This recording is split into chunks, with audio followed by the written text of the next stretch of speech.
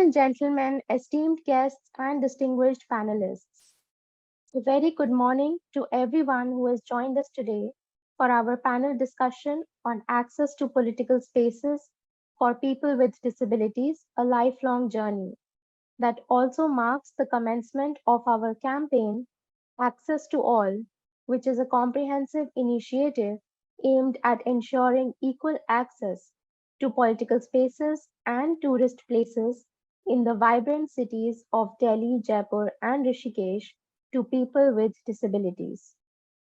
As we convene here today, I am reminded of Mahatma Gandhi's timeless words: "You must be the change you want to see in the world." In that spirit, we gather to address a pivotal mission: the inclusion of people with disabilities in political spaces. I would now like to take a moment to introduce my co-organizers. Jayant Singh Raghav is a passionate advocate for disability rights, possessing over 2 years of experience in the field. Jayant's exceptional communication abilities have allowed him to build valuable relationships. Throughout his academic journey, Jayant has actively contributed to various clubs and societies. Jayant's commitment to disability rights is evident through his founding membership of Sugam, a society for people with disabilities, and his active participation in the Equal Opportunity Cell of Ram Lal Anand College, University of Delhi for 3 years. Currently pursuing an LLB in the Campus Law Center, University of Delhi, Jayant remains dedicated to creating a more inclusive and accessible world. His academic achievements include a BA Honours in English from Ramlal Anand College, University of Delhi, and notable scores in his 12th and 10th grade exams. While pursuing his undergraduation, Jayant also founded Bhumika Trust, which is a non-profit organization that works on disability and inclusion. With unwavering dedication, Jayant continues to make a positive impact as a Javed Abidi Fellow at the National Center for Promotion of Employment of Disabled People, wherein his theme of work is challenges and barriers faced by people with disabilities during the election process despite the technological advancements. Sakshi Chauhan, an NCPDP Javed Abidi Fellow on Disability, is currently dedicated to improving accessibility at tourist destinations in Rishikesh, Uttarakhand. Despite losing one of her legs due to a childhood accident, Sakshi has led a multifaceted life as a national wheelchair basketball player, poet, and a champion of disability rights. Her extensive travels for sports exposed her to numerous accessibility challenges, motivating her to become a staunch advocate for enhancing accessibility in public spaces. Hailing from the hill station of Tehari Gharwal in Uttarakhand, Sakshi's personal experiences have driven her to initiate her accessibility work in Rishikesh. She is concurrently pursuing a master's degree in English literature, showcasing her commitment to education alongside her advocacy efforts. I now request Sakshi to introduce the third co-organizer. Hello, good morning everyone. I would like to introduce one of my co-fellow, Kavya Mukhija. Kavya Mukhija is an NCPDP Javed Abidi Fellow working on accessible tourism in Jaipur. She is a disability right advocate and content writer. She is dedicated to making the country more accessible and inclusive for persons with disability and rare diseases.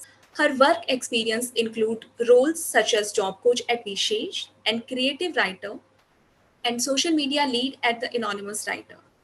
Kavya has also contributed her skills as a content creator and editor at Chronic Pain India. She holds a master's degree in applied psychology from the University of Delhi and bachelor's degree in psychology from IIS University Jaipur. Kavya's passion for disability advocacy extend to national and international participation, where she has represented India in various forums and conferences such as C20 India Summit, Global Disability Summit, United Nations, UNICEF, and SAARC. She has also made significant contributions through publication and has received award and appreciation for her achievements. Now I will hand over the platform to Jayant. I would now like to take a moment to introduce our esteemed panelists, for they are the change makers whose tireless efforts have shaped the narrative and inclusivity and equity. Justice Geeta Mittal is a retired Indian judge. She is the former Chief Justice of the Jammu and Kashmir High Court and the first woman to serve in that capacity. She has also served as the acting Chief Justice of Delhi High Court while she was a judge of the Delhi High Court. We are honored to have Justice Geeta Mittal join us as the chief guest for today's panel discussion. We welcome you, ma'am.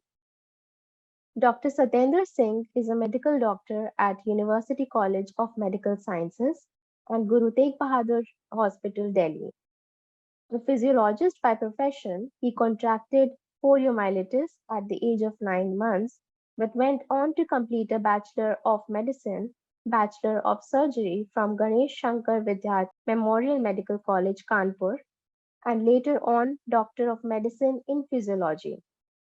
He is the first ever Indian to win the prestigious Henry Viscardi Achievement Award given to extraordinary leaders in the global disability community.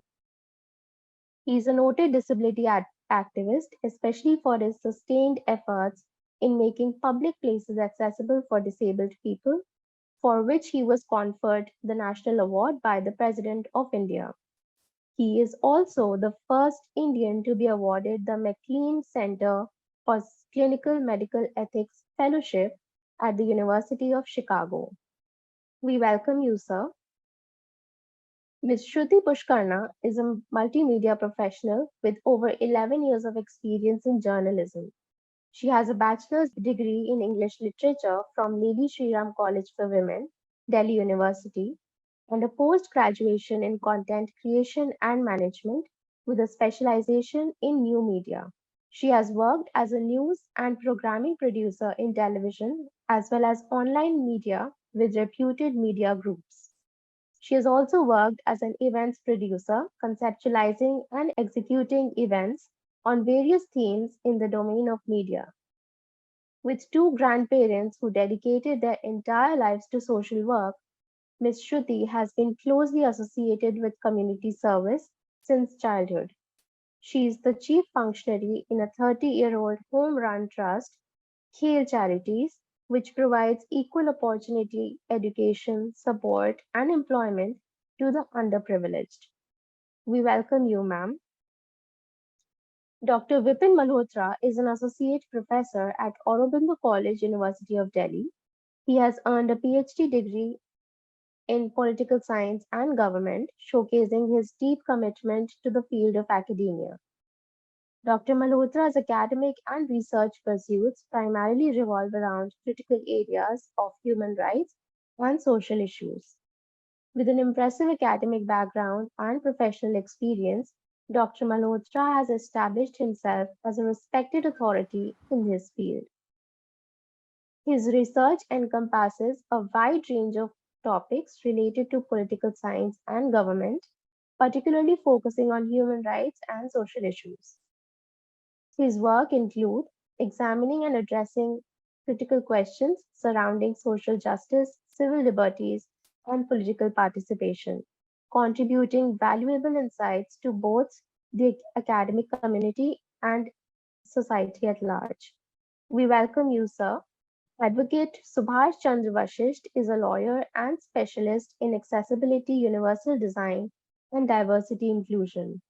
He is a certified accessibility professional with CPABE Level 3 international certification, the first in India to achieve this credential. As an advocate, Mr. Vashisht litigates in the High Court of Delhi and Supreme Court of India and is a member of International Legal Alliance. He co-founded the Center for Accessibility in Built Environment Foundation in April 2016. Advocate Vashisht is an expert panel member for Accessibility on Bureau of Indian Standards (BIS), Sectional Committee for National Building Code (NBC), and has contributed substantially to the accessibility provisions incorporated in the NBC 2016. He was also proud to serve in the Indian Air Force and is a veteran. We welcome you, sir. We are also joined by our sign language interpreters for the day. Atul and Aniket will be interpreting the panel today for us. In that regard, I would request the speakers to kindly pace themselves accordingly. As we embark on this transformative discussion, let us explore the challenges, opportunities, and the profound impact of this lifelong journey. We eagerly await your questions at the end of the panel, as together we strive to be the change we wish to see. I now pass the mic to Jayant to announce the formal launch of our campaign, followed by the moderation of this panel. Yeah, good morning to one and all esteemed guests, ladies and gentlemen, our respected guest of honor and the chief guest. I would like to welcome you all to launch of this campaign that is access to all. Within this campaign, we would be exploring the possibilities around the access to the political spaces and tourist places for people with disabilities in Delhi, Jaipur, and Rishikesh. So that's a bit about the campaign. And for further details, you can refer to our brochure and follow our social media handles.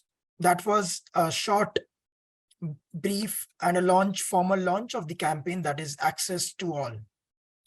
Now, looking forward, now I would like to invite our Honorable Justice Geeta Mittal, who is the chief guest for the today's webinar. So I would like to request her to come and address the gathering. Over to you, ma'am.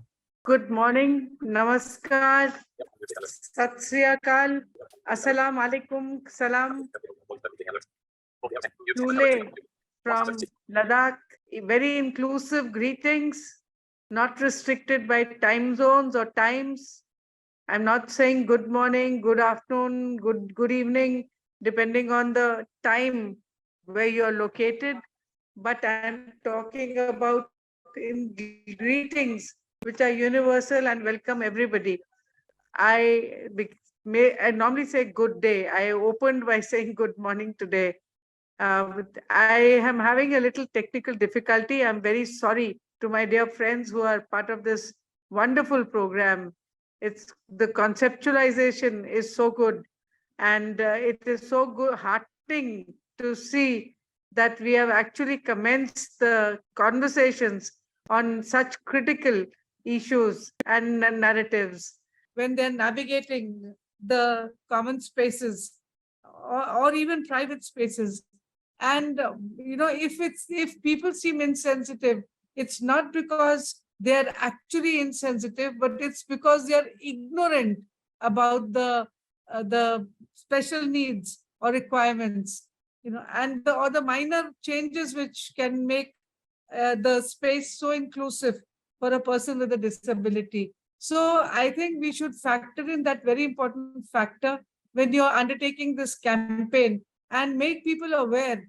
Actually, we see so little about disability on social media, on the big screen or the small screen.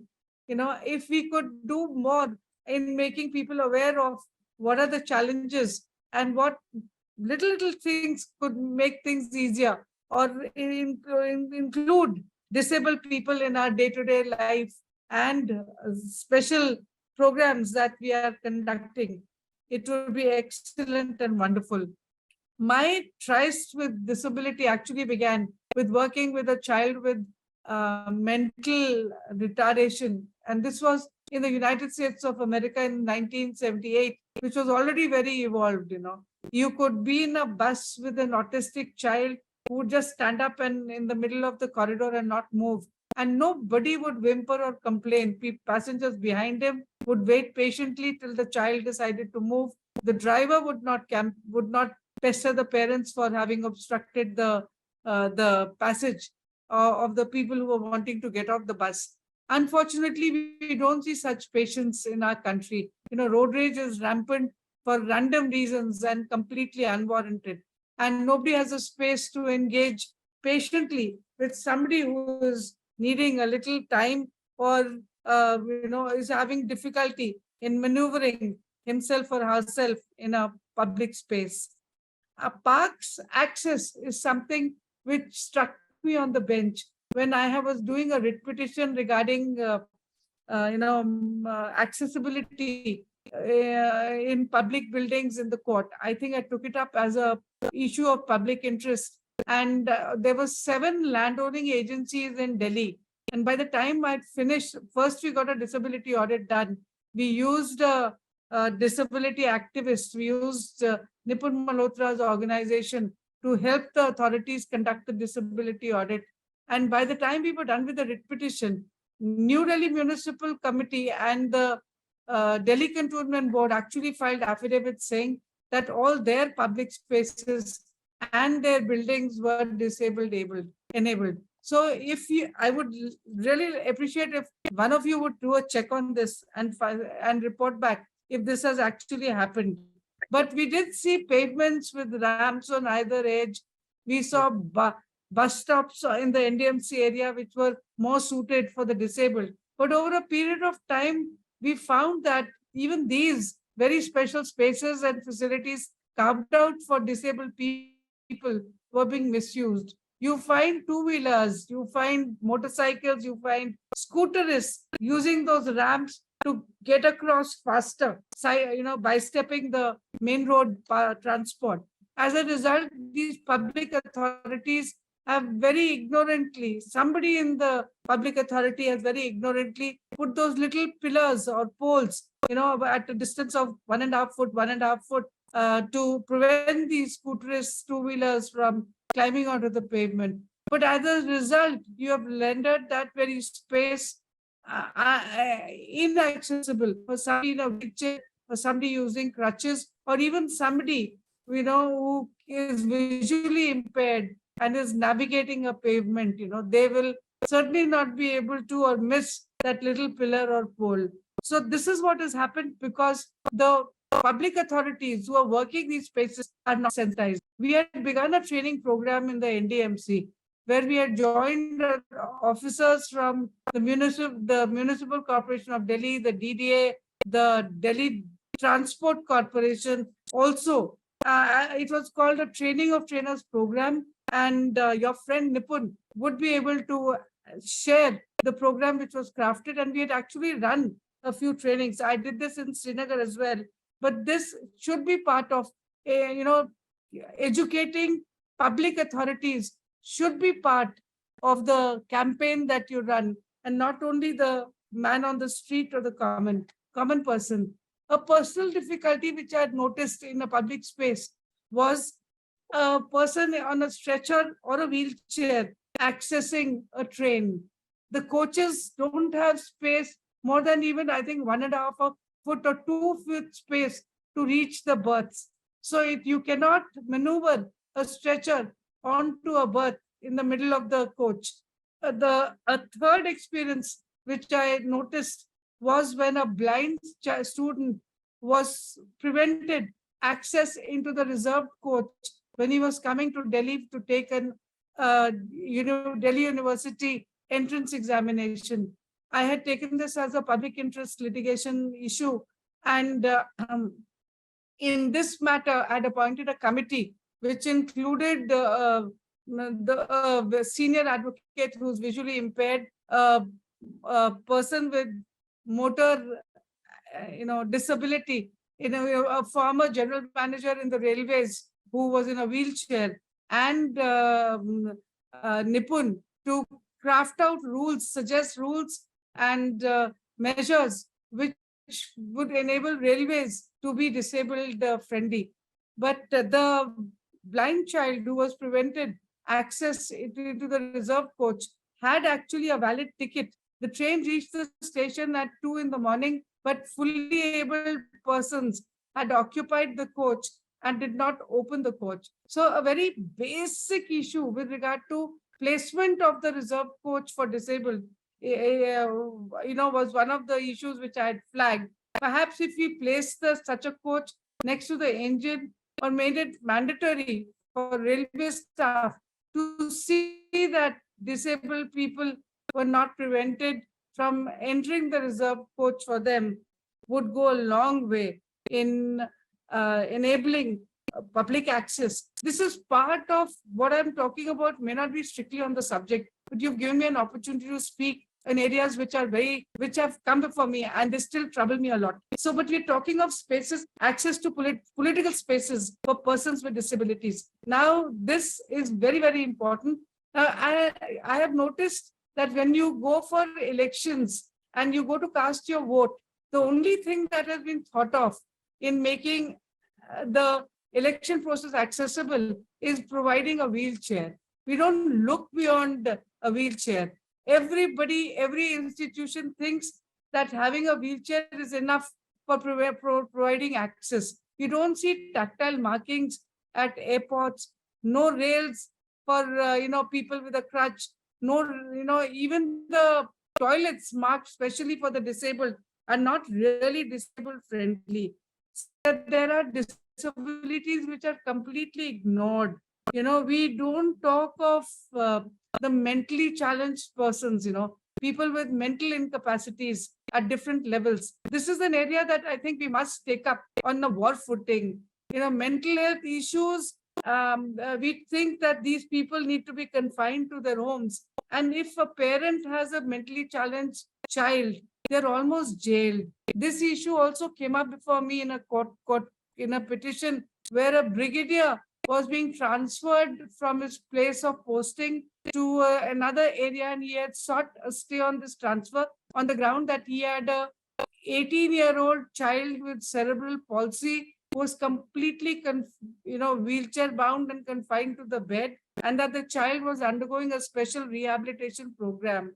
The army had opposed this writ petition tooth and nail and said that they had given this brigadier choice postings repeatedly. So, the insensitivity of it was very hurtful. And I had found myself asking the army if that person had asked for a disabled child so that he could ask for a choice posting, and also ask the officers if they had any experience of what it would be to have a 18-year-old child with cerebral palsy, a son with cerebral palsy who needed to be bathed, shaved, put in his wheelchair, fed, which is obviously his mother couldn't do. Physically also, she wouldn't have the strength to lift an 18-year-old, which only the father would have. And, it was a very sensitizing experience for the forces, which were made to realize that if you have a mentally challenged person who's physically incapacitated as well, the parents could very well be jailed, because you may get a caregiver for a physically challenged person or a child who needs help, but it's very difficult to find caregivers also in mental health cases involving mental health. And very seldom would even close relatives agree to look after a person with mental health problems like mental retardation, autism, etc. So this was, and so far as public spaces are concerned, we are as a population not sensitive to mental health issues, and very few people in the public would have the patience to deal with the meanderings or the conduct of a mentally challenged person. So apart from tactile markings I've mentioned, I've seen there is no audio, very little audio commentary available in our tourist places, and hardly any material in Braille, no brochures, etc., available in Braille. These measures don't require too much effort, and I think we should impress upon the authorities that this must be mandatory. Even on the airline, you hear the air hostess announcing that if needed, they have a single copy of the brochure, the security measures brochure. And if anybody needed it, they could ask for it. So another area that you've mentioned not noticed is religious buildings. Temples invariably have nothing which enables access. I just visited the Mata Vaishno Devi temple, and they also had put out that they had measures for disabled people to visit the shrine. But again, I noted that they had measures in the nature of wheelchairs, etc. And there was a toilet, I think, which had the marking that it was disabled friendly. But, all along the 13-kilometer route, I didn't see any such toilets. Perhaps I may have missed them if they are existent, and I would apologize to the board if they have thought of it. But certainly a beginning has been made. They have wheelchairs at the entrance to the Bhavan for disabled persons. But again, as I mentioned, that it's almost as if there is no disability requirement other than that for wheelchairs. So I'll pause here. I'll close what I have to say. All of you who are on this call are experts. The panel is so talented and so well informed on the issues which you're discussing. I must compliment the organizers for having thought of this program. And I'm very grateful for having been given this opportunity and revisiting my thoughts. I keep looking and advocating. My role as a lawyer has came to an end when I became a judge, and my role as a judge has also ended. But I can't stop thinking of all that is needed, and there is a lot to do. But you people have made a wonderful beginning. My best wishes and my congratulations to all of you. Thank you, Jayant, and over to Thank you so much, ma'am, you for for your taking such an this forward. insightful and your gracious words. I hope the audience is also very much excited to hear you, and they have heard you very patiently, and they are very taking a lot of your words very importance, and the words that you have spoken were very important and that were very enlightening for me and the audience as well.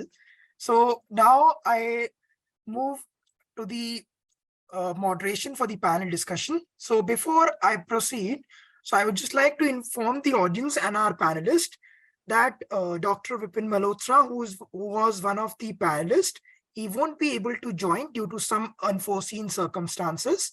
So he has sent his greetings and deepest apologies from everyone that he won't be able to join. So while starting with the first session of this panel discussion, so the first session for this panel discussion, the topic for that is early life education and awareness, where we will be discussing about the challenges and barriers faced by the individuals with disabilities, or rather children with disabilities, in their early life of education, which comes in these schools. Also, we will be discussing about the strategies which could be taken up or could be implemented to promote inclusion in schools. So for that, to start with, I would like to invite first our honorable panelist, Advocate Subhash Vasist, to start with, and then I can move to the other panelist. Over to you, sir. Thank you, Jayant. Good morning, everyone. I think after a wonderful inaugural by Honorable Justice Geeta Mittal, I think the stage is all set. So talking about early life and education, most of the people feel that the early life starts with school, the first class. But for persons with disabilities, the initial years, up to from 2 years to 6 years, they are most crucial. As we know, having worked in this sector for a long time, and as therapists and as educators, we all understand that the early intervention and the right time intervention can handle, address, and reduce the impact of disability to a greater extent. That's a huge, huge gap area. So we have typically Anganwadis and such facilities available, but early intervention services is something which is lacking in our cities and the villages, where if right time intervention happens, we can do much more with any child with disability. So that's the first point perhaps that we need to look at. We need a lot of trainings for Anganwadi workers. Anganwadi workers are not really professional, so therefore we need professional support in these places. We understand in cities like Delhi, we have resource centers. Every district has a resource center, so the teachers and the students can be facilitated from these resource centers. But for younger children, services are really limited. And especially if the services are not available in a mohalla or in the local area where children and where the parents can go early, it becomes really a vicious cycle, because services are far, parents can't afford, the disability gets more complicated. This gets even further important in case of the developmental disabilities, cerebral palsy, autism, and intellectual disabilities, and other developmental disabilities. It is very, very crucial. Right time therapies, right time surgical interventions for as simple as club foot.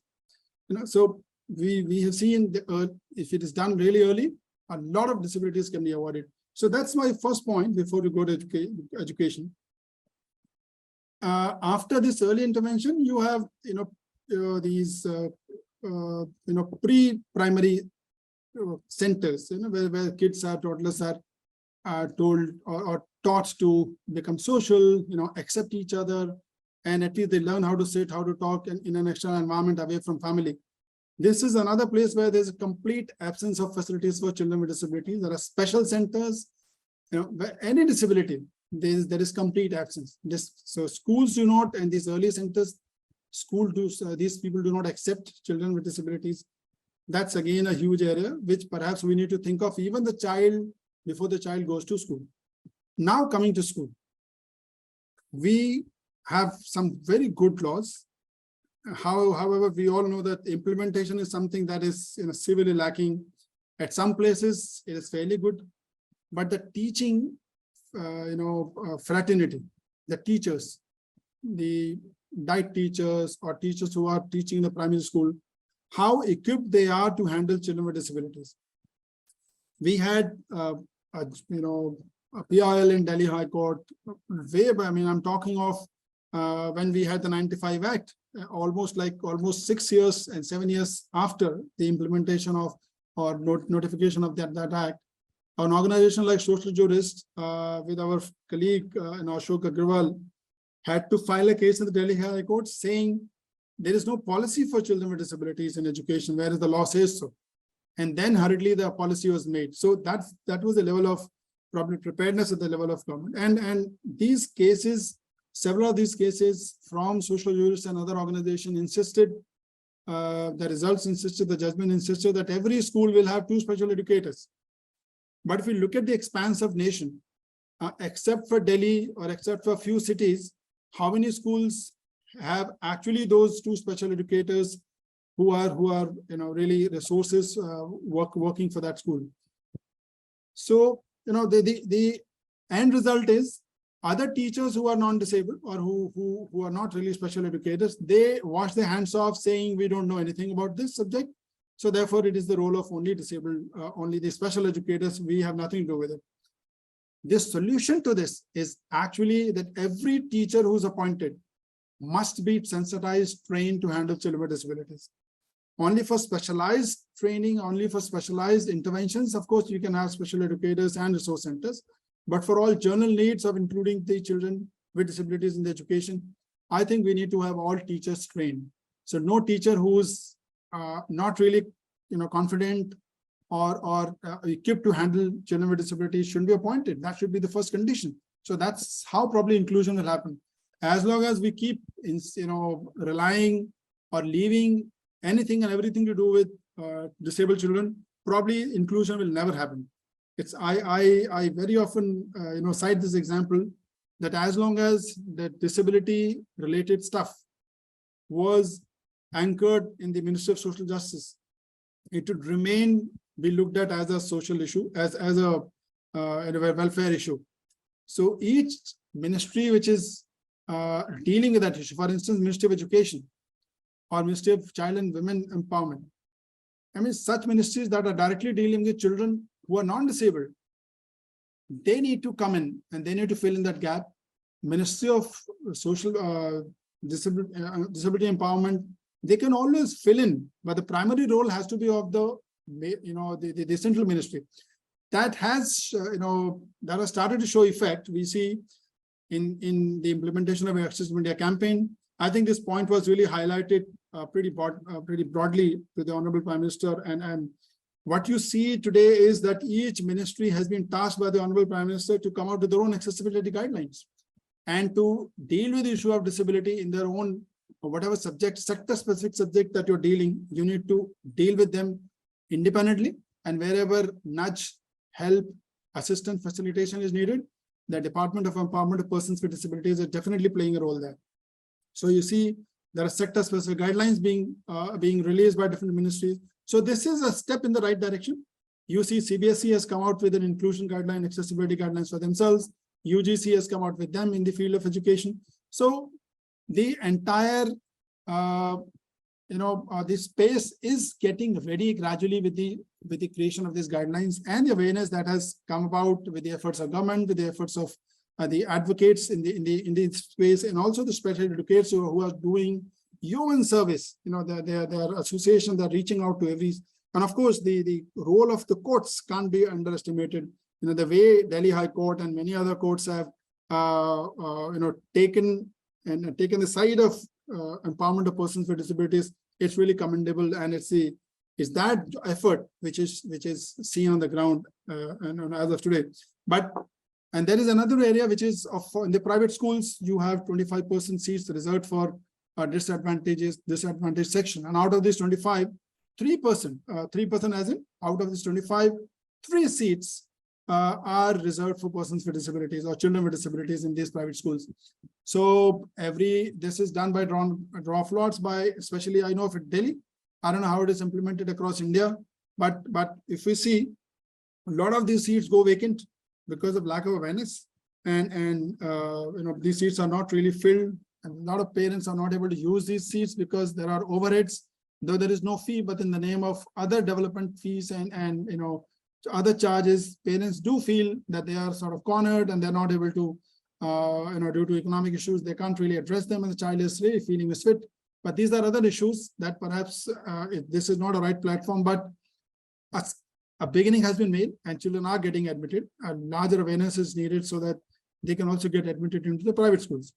Government schools, it is mandatory for each government school to do it, but we need to prepare government schools because they are still not really fully accessible in terms of, not just pedagogy, in terms of special education, in terms of the bridge education that is needed for children to, be acclimatized and be subsumed into the general education system. So those are, largely missing. The organizations like National Association of Blind are doing a human job, and similar other organizations who are preparing kids and filling that need, so that kids, when they go to the schools, they do not face that gap and they can easily assimilate into the mainstream education. Such efforts are really needed at large scale in the entire nation. The situation in cities in Delhi is we can say it is ideal. In some places like Chennai, in Kerala, in some of the cities, situation is far better.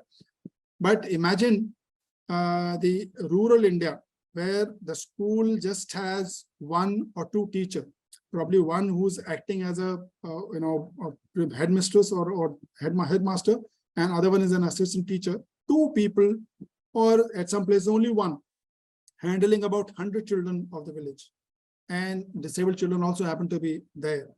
So this is precarious situation. Perhaps no thought has really gone into it, and we are still not really prepared. So education of children across India is something that we really need to focus, because this is one investment which can reduce the future expenses that a society has to do on caring and on supporting persons with disabilities. Because right education, right implementation at this stage probably can empower these children to be future leaders, to be future contributing citizens of this country. So I think I'll stop here because and maybe wait for others to speak. Thank you, Jen. Thank you, sir, for such an informative kind of delivery of words that you have done.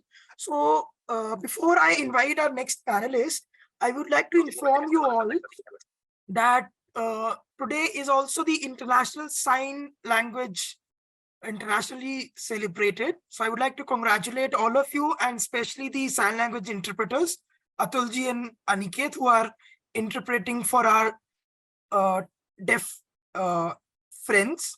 So I would like to congratulate you all. So now I would like to invite and hear much more from our next panelist, who is Dr. Satyendra Singh, who has his lived experiences of early life education and awareness. So, sir, can you enlighten us with your lived experiences of such life? Over to you, sir. Okay, so thank you so much, Jayant, for this very informative webinar or panel discussion.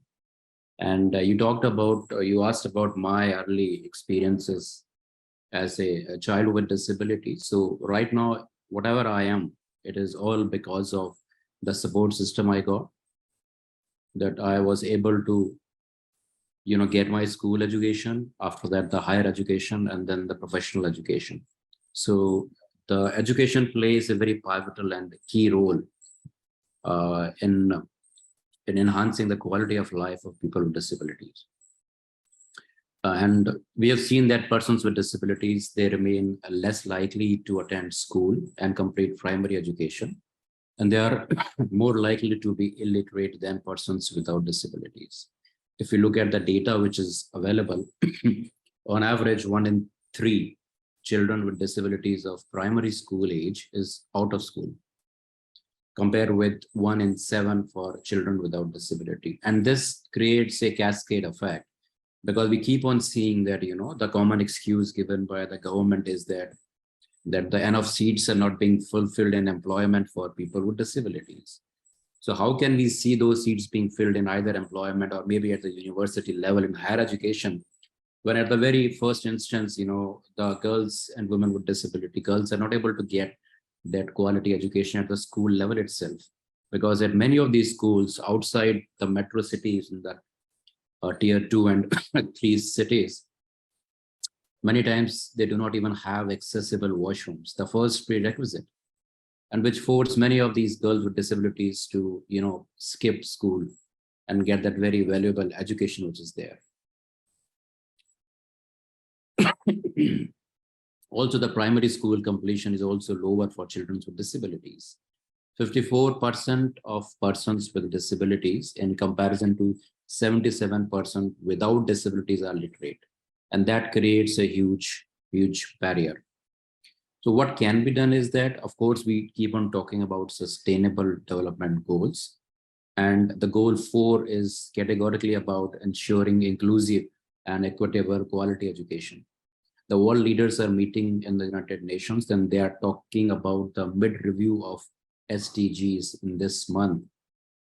And what we need to see is that we have a CRPD and we have a RPD Act 2016. And to achieve goal 4 of SDG for persons with disabilities, we need to implement the CRPD in letter and spirit, as well as our legislations.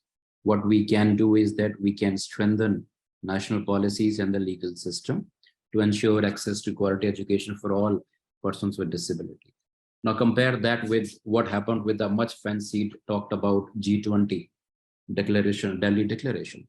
Despite having a subgroup on disability and justice, disability was not considered an important topic to be reflected explicitly in the Delhi declarations. We need to build the capacity of policymakers as well as other decision makers at the community and national levels. We have a law, RPD Act, but it will remain like a piece of paper until and unless it is implemented. Look at one of the most, one of the biggest states in the country, the state of Maharashtra. Only recently, after 2016, 7 years later, they have now drafted the state rules for persons with disabilities.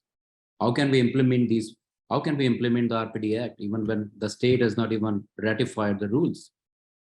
What is stopping them? Why no actions are taking on such defaulter states for so long, violating our rights day in and day out? We need to make schools and educational facilities accessible by creating an enabling environment for students with disabilities, and by making not only physical, but also the virtual environments accessible.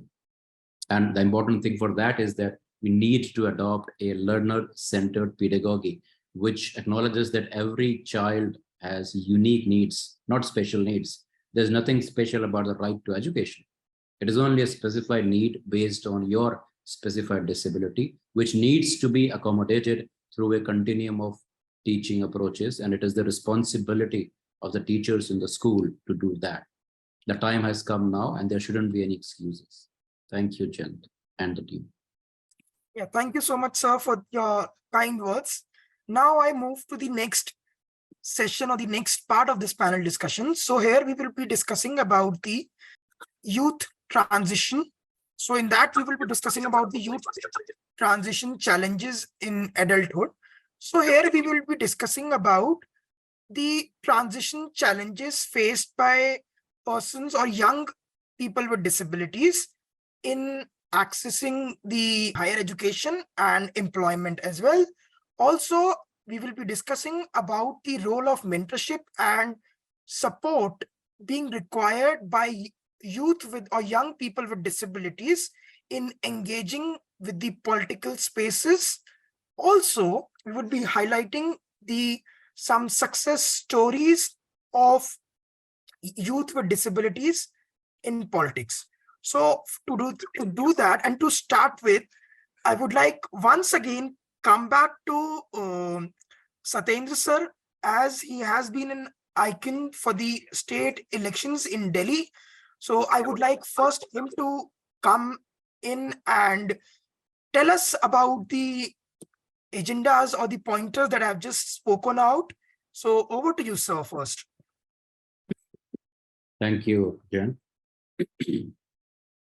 So we need to talk about the youth and transition to adulthood. So as young adults, individuals with disabilities navigate the transition to adulthood, which often involves pursuing higher education. And when you are getting that higher education, of course, in the university spaces also, there are enough opportunities for political participations. There are elections which are happening at various university levels, at the colleges level. But the important thing is that if you look at the structure of that, you might see that there is a reservation for a woman representative. There might be a reservation for a person from a marginalized community.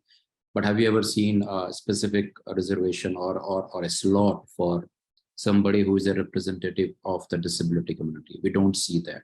We don't see much youth with the disabilities hogging the limelight in the various political spaces, elections which are happening at the college and the university levels. And that's why it is important that youth-led initiatives and disability-focused organizations play a vital role in empowering youth with disabilities so that they can advocate for their political inclusion. Right now, we are seeing a vibrant set of youth who is leading this discussion. I think that is the way forward. All of you, who are the organizers over here, as well as both the voices for the deaf community, Atul and Aniket, and of course it is an International Day for Sign Languages. You are making that effort to pass that message to the larger, community, so that we are getting that information. So that is why it is important that we get the representation of youth in various committees. I recall that I was invited for one of a National Law Institute. And when I went there, I saw that, of course, there were law students with disabilities in that university. But when I was invited, the stage where I was invited was not accessible. When I went to the lecture theaters, it was not accessible. When I went to the auditorium from where I gave my talk, it was not accessible. And you can imagine the plight of, the future lawmakers with disabilities not getting full and effective participation in their own law colleges and law universities. And now that prompted me to file RTI in the top 5 law universities in India. And I recall that I got various responses, and one of the response from the Nalsar University was that there are 35 disabled students who enrolled in the last 5 years, but only one was a member of the moot court committee. Now, for a law student, this is the most important opportunity, that you need to be part of a moot court committee to get that much valuable experiences. Only one was a member in the last 5 years. I recall I went to the Delhi Delhi University's law college also, and where I gave a talk, and later one of the blind student with disability, she came to me and said that, sir, why the disability legislations are not a mandatory reading in the law schools? And I was shocked. I was shocked because here I was preaching to the students, to the law students, without even knowing that even our fellow law students with disabilities were not even given mandatory training in the disability legislations. And there was the same question I asked in another law university: how many of the legal laws are there on disability? And people were not aware. So that is the problem. Where are then the lawyers with disability? How will we see this happening? This is not an optional subject. This is not something which needs to be only part of elective. It has to be mandatory reading, at least in the law school. Not only in the law school, our RPD Act very specifically talks about that even judges needs to get training on disability rights. Doctors needs to get a training in disability rights, each and everyone from the top to bottom. So how can we expect this happening in law schools for that particular matter? Again, with the same university, when I asked the number of faculty with disabilities in employment in the last 5 years, the reply from a national law university was that university is working on its recruitment policy. That was an official response from a university. So this shows that even the transition from youth to adulthood, we talked about schools, we talked about the higher education. Even if you pass the higher education, there is a 5% reservation. You go to for employment, there is only 4% reservation. Within that, again, our RPD Act says in its preamble that it follows the UNCRPD, but if you read it closely, you will follow that it violates the basic essence and spirit of the UNCRPD. You give 5% reservation to 21 disabilities. When it comes to employment, 6 of the disabilities are not provided reservation in jobs. How can you talk about equality and non-discrimination when your basic law is flagrantly violating the rights of people with disability? You are giving them reservation in higher education, and then they will go to workplaces, employment, and there is no reservation. What was the rationale and logic for choosing and picking? So we need to see that these are the nitty-gritties which poses a more difficult attitudinal barrier which are there. We have been fighting with physical barriers. We can take care of that. We can also take care of your barriers to ICT. But what about these attitudinal barriers? These are the ones which are hurting us the most. And the so-called able-bodied people should step up and take the responsibility. So once again, thanks, sir. And definitely we would take our stand and we will take some steps accordingly as per your guidance and your.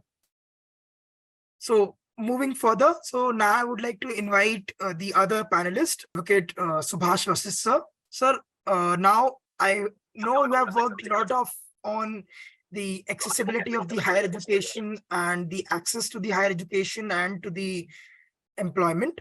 Also, I would like to request you to highlight the support and the mentorship required for youth with disabilities to engage in political spaces.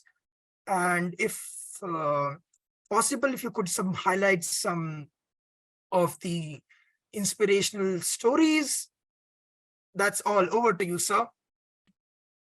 Thank you, Jayant and team. A very, very pertinent issue. Even before starting this, I go back to the late Javed Abidi's triest into politics. I remember so vividly, when he insisted that we need to show that we are present.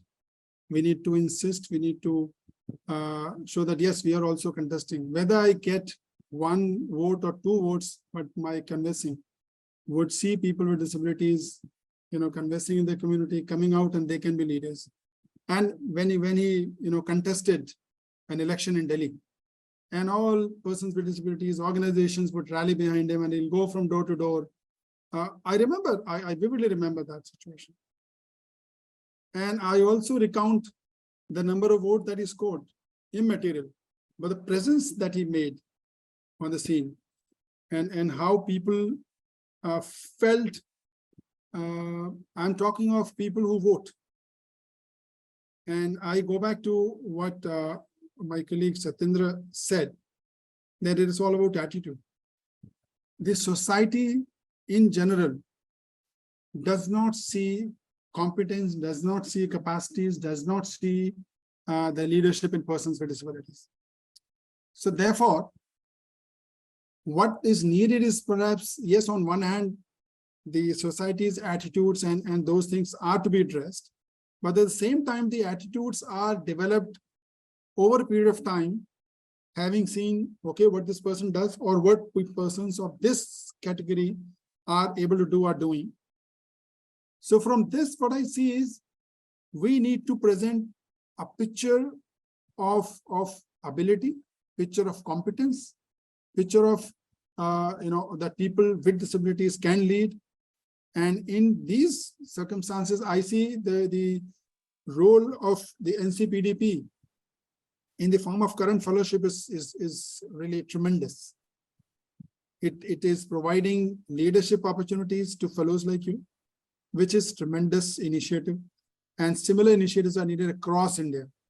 So that's a big commendation to the organization for having started this fellowship, that it is producing, helping researchers and leaders in this space.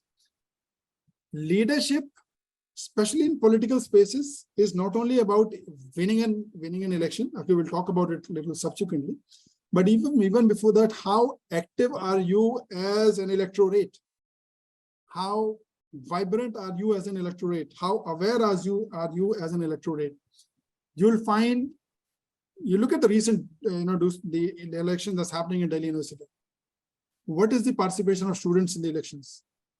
Very less. Today's newspapers headlines are only talking of very low turnout in these elections. Nevertheless, for persons with disabilities, their issues have always been sidelined because it's not a homogeneous group. They are scattered all around. They don't really vote for their issues and for their rights sometimes. But if it can be organized on the basis of awareness, a sea change can be seen. If families, if the institutions, if the organizations, NGOs, self-help groups, if they all can rally behind the issues and can make this issue as an issue for humanity, for issue of inclusion, issue of not just persons with disabilities, but also for all other segment, all in the entire fabric of community benefits when there is accessibility, when there is inclusion. Look, I don't know, whenever we talk of facilities, when we talk of enabling environment, we always say it is required for these 3%, less than 3% people. And this is a big mistake that we end up committing. We need to have that critical mass. I always feel that unless there's a critical mass that we advocate and we talk about, that this is what is benefiting and needs, probably these issues will never come to the mainstream. They will always remain a welfare approach. They will always remain something that we need to fight for.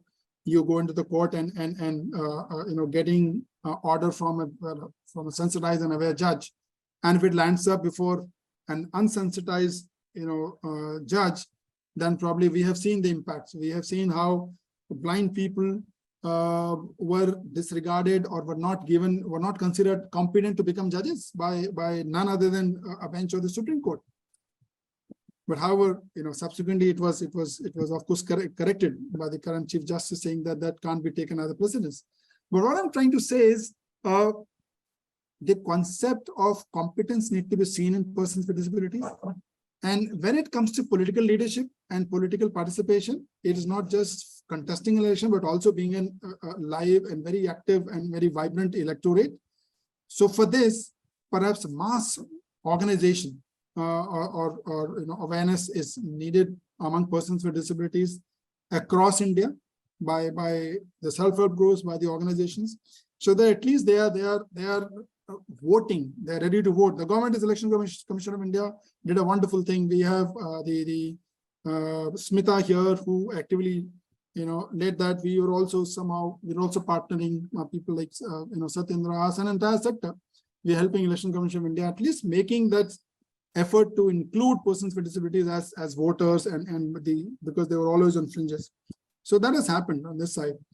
But we need to have them organized so that they are exercising their franchise and they're able to exercise. The other issue is when it comes to political leadership, you can't really win by merely with the tag of disability. People need to see you as their savior. People need to see that you are taking action. People need to see that you have that competence and you are responding to their needs.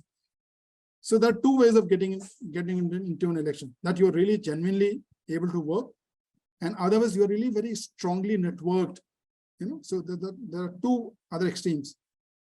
You see people who are networked. We have several examples where people who are networked. I have examples of persons, the transgender persons, very networked. They're able to rise to the post of mayor. Have been able to fight elections in some places. It's not because they were transgenders and they looked for reservation.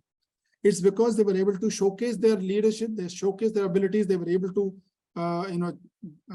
convince their electorate that yes, they are with them, they'll stand up with them, and they'll stand up for their issues and do work for the betterment. So if you are just concerned as a person with disability to be in the politics, please go beyond the usual disability sector. You need to really be, a mainstreamed person. Then only perhaps, there are opportunities of winning. Now there is a huge section of community of persons with disabilities who are stressing very hard that let there be reservation in politics.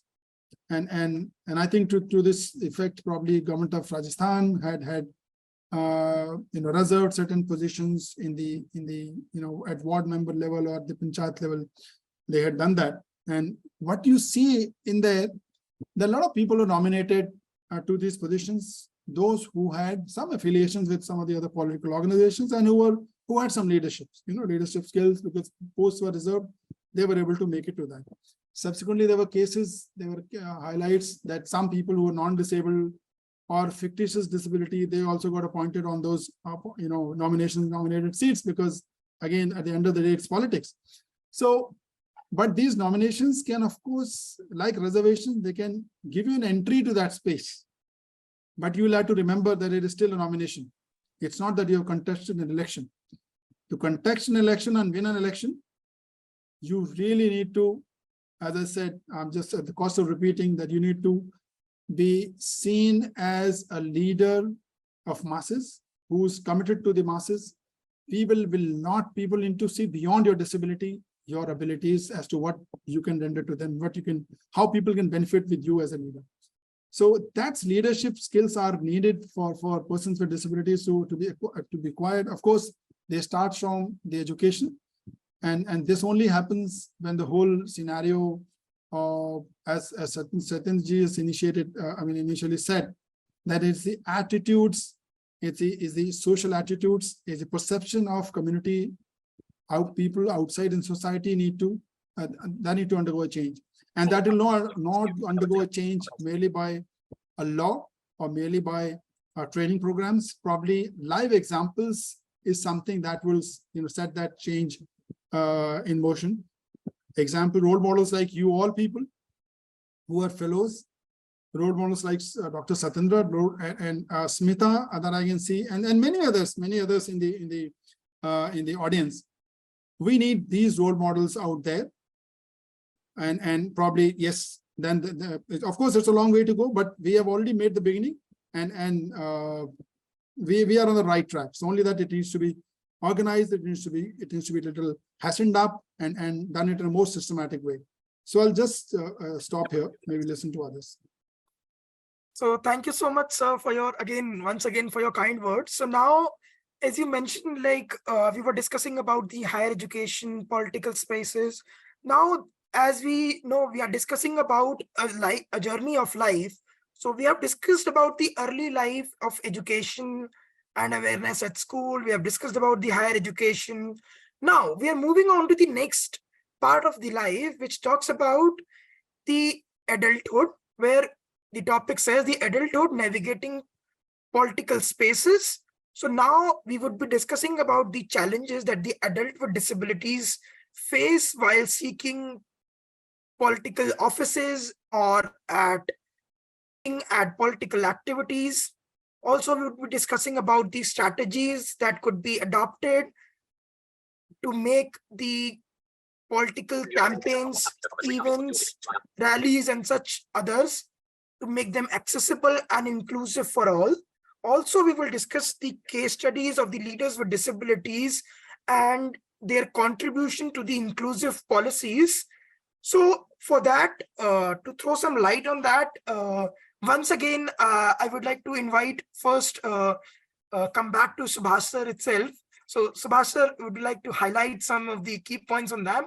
And then we will move to Satyendra sir. Over to you, sir. Sure, Jayant. I think I did touch upon the political, spaces, and I had left one area which probably I would cover in this, and I think some of it that you said I covered in the earlier portion. So a larger challenge is inclusion in the universities, inclusion, a real inclusion where there are learning outcomes and where students are really integrated into the setup is something which has been a major issue. So as we see, we all know that the University Grant Commission has come out with an accessibility guideline for higher education institutions and how to include persons with disabilities or young adults with disabilities in that space. So let me shed some light on that, because this is a wonderful document, and if implemented, I can tell you, if implemented, this can bring in sea change. There are a lot of organizations and activists behind this.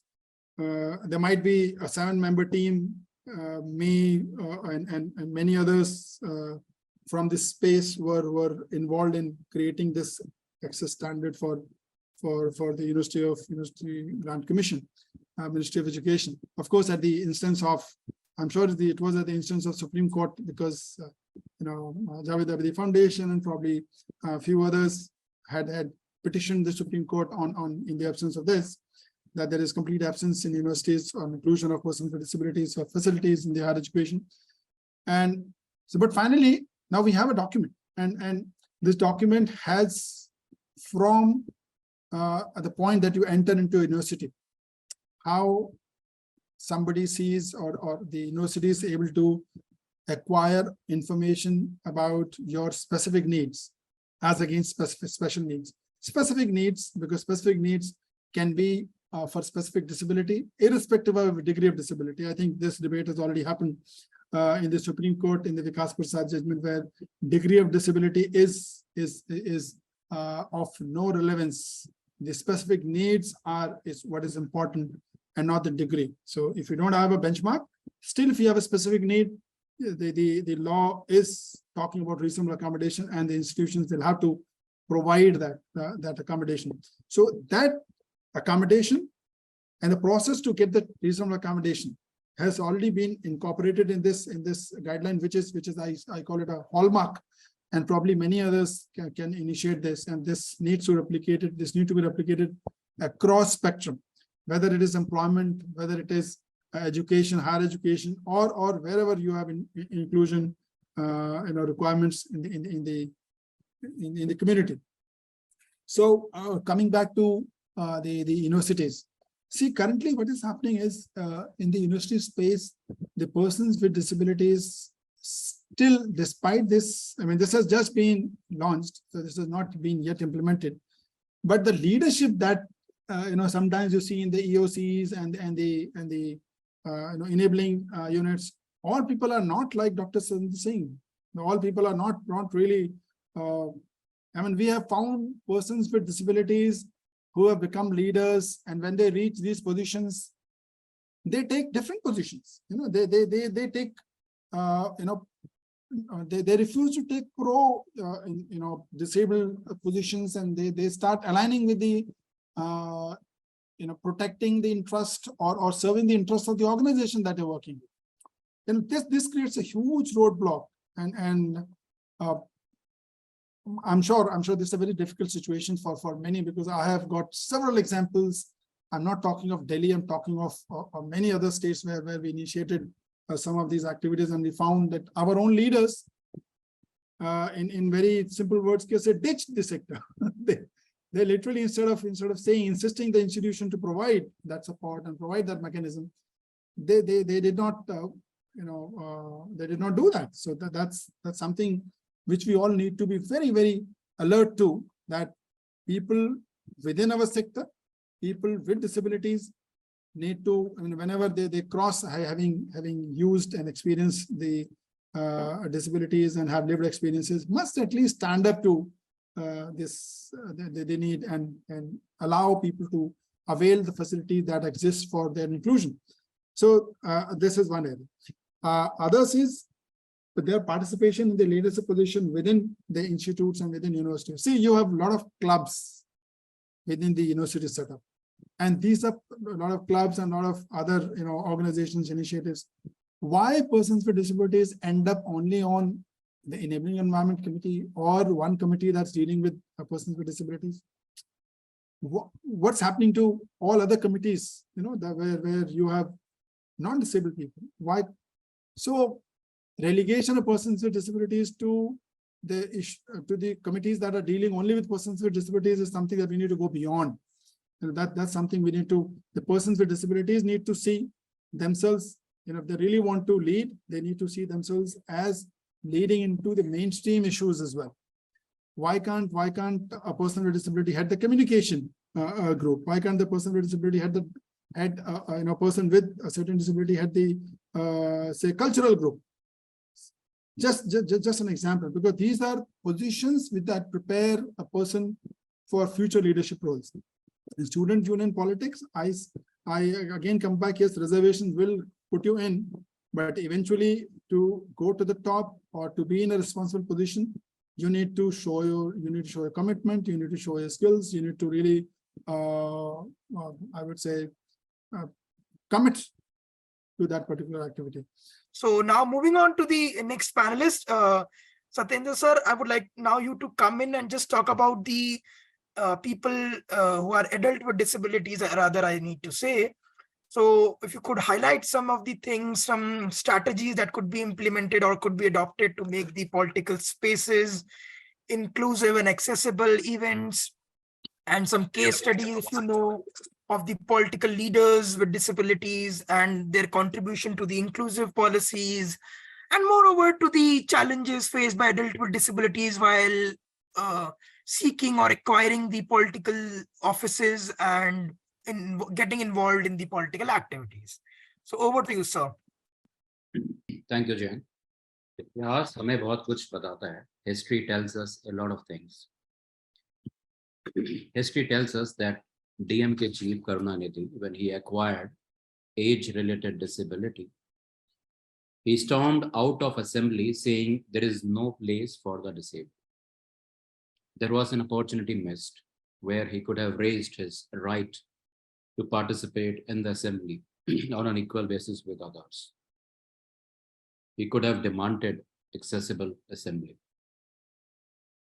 Recently, Tharoor ji ka tweet tha काफी viral हुआ था, when he said that the temporary disability taught me how poorly we are equipped to support disabled people.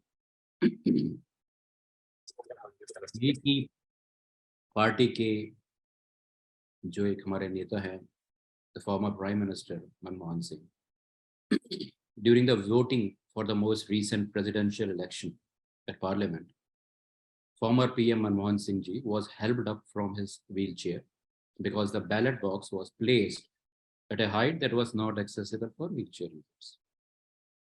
And again, Manmohan Singh ji was called again in a wheelchair in the parliament. And we all saw those troubling images where he was sidelined to the corner because the parliament was not accessible.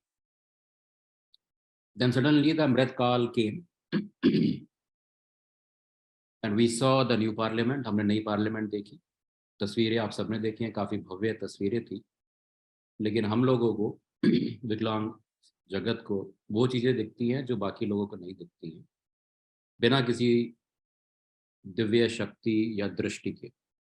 और वो था कि हमने देखा कि इतने सारे पैसे फूकने के बाद भी अभी भी हम पूरी तरह से कह नहीं सकते हैं कि जो पार्लियामेंट है, नई पार्लियामेंट जो है, वो पूरी तरह से सुगम्य है, एक्सेसिबल है. अंडमान निकोबार के एक एमपी हैं, mister Kuldeep R Sharma. He passed a private members bill for mandatory reservation for people with disabilities in all the various posts. But हम सब जानते हैं कि private members bill का होता क्या है. Since India has ratified the UNCRPD, तो हमारी ये responsibility बनती है कि उसका review किया जाए. और the United Nations Committee on the Rights of Persons with Disabilities है, इसने 10 साल के बाद गवर्नमेंट ऑफ इंडिया का जो इम्प्लीमेंटेशन ऑफ CRPD है उसके लिए उसका रिव्यू किया था 2019 में. क्योंकि जो हमारा CRPD है उसका आर्टिकल 29 कहता है participation in political and public life. It very categorically states that all state parties need to ensure that disabled people can effectively and fully participate in political and public life on an equal basis with others, including the right and opportunity for disabled people to vote and be elected. And when they were reviewing Government of India's report, in their concluding observation, they mentioned it very categorically that they showed concern about the constitutional provisions restricting the participation of disabled people in political life on the basis of impairment and the insufficient accessibility of information and electoral proceedings for disabled people. किसी भी party का आप देख लीजिए manifesto, how many of them are accessible? किसी भी party के जो लीडर्स हैं उनकी कितनी स्पीच है जो एक्सेसिबल फॉर्मेट में उनकी वेबसाइट पर अवेलेबल है. और CRPD कमेटी ने ही रिकमेंडेशन दिया था भारत सरकार को कि they need to amend constitutional and legislative provisions restricting the rights of all disabled people to vote and to stand in elections and hold public office at all levels through affirmative actions, not only at the main levels. And they also talked about the accessibility of the electoral process, specifically giving the reference of resolution of the 6th meeting of the Forum of Election Management Bodies of South Asia, जो 2015 में पास किया गया. अगर आप sustainable development goal की बात कहें तो टारगेट जो 16.7 है वो बड़ा साफ शब्दों में कहता है ensure responsive, inclusive, participatory and representative decision making at all levels. अगर हम ग्लोबली देखते हैं the representation of disabled people in national legislative bodies हमेशा से कम रहा है. अगर आप यूनाइटेड नेशंस की फ्लैगशिप रिपोर्ट डिसेबिलिटी पर देखते हैं तो among the 21 countries in the Asian Pacific region in national parliaments, only half had no parliamentarian with disabilities, and in the other half there were parliamentarians with disabilities on average, but only 2% of all parliamentarians. जो 18 countries हैं Asia Pacific की उनमें सिर्फ 2 country थी जहां पर there was a representation of disabled people in the national coordination mechanisms on disability matters. और फिर हम एग्जांपल देखते हैं छोटे छोटे देशों का, लाइक इक्वाडोर का, जहां पर लेनिन मोरेनो जो कि एक व्हील चेयर का उपयोग करते हैं, he was elected for the post of president. Franklin Roosevelt, the most powerful country in the world, United states of America, he was being elected not once but twice by the Americans. In Uganda, again a very small country in Africa, the constitution requires that 5 national members of parliament have personal experience with disabilities. They have an act over there, the Local Government Act of 1997, which provides for election of 1 woman with disability and 1 man with disabilities in every city division council, sub-country and district council. They also have inclusion of the chairperson of the जो हम DPOs बोलते हैं, Organization for Persons with Disabilities, even at the village level in the executive committee. कुछ और countries हैं जैसे Namibia has resulted in the presidential appointment of representative with disabilities in the parliament. And in South Africa, disabled people are represented by a commissioner in the National Human Rights Commission. और हिंदुस्तान की अगर आप बात करें तो हिंदुस्तान में आपको chief commissioner for persons with disability, RCI के चेयरपर्सन, नेशनल ट्रस्ट के चेयरपर्सन, ये सारे आपको मिलेंगे persons without disabilities. we are going into an election year, but these posts remain unfulfilled. That speaks volumes about our political will and representation. For votes, the quote unquote divine political will can amend the Constitution of India to facilitate 10% EWS reservation just before elections. कोई demand नहीं थी उसकी, लेकिन उन्होंने कर दिया. But to end discrimination against leprosy, a very serious disease, they cannot pass two ready-made, beautifully designed UN CRPD compliant bills. जिनमें से एक तो आपके लॉ कमीशन ऑफ इंडिया ने बनाया था, report number 256, and second was a private member's bill by KTS Tulsi. They are gathering dust in the divine parliament in the Amritka. Where is the will? We keep on demanding amend Article 15 to include non-discrimination towards disability. Former Supreme Court Justice Bahrul Islam Committee. I hope Honorable Chief Justice Geeta Mittal is there to listen to this. That the former Supreme Court Justice Bahrul Islam Committee, way back in 1988, in their report, recommended disability-focused amendments to the Indian Constitution. Aaj ki baat nahi hai. But Amritkal has begun. But for the last 35 years, the wait is continuing to marginalize us, to discriminate us, to exclude us. Yeah, so thank you, sir, for your insightful information and all such words.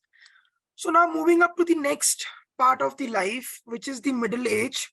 So here in middle age, we will be talking about the advocacy and the policy change.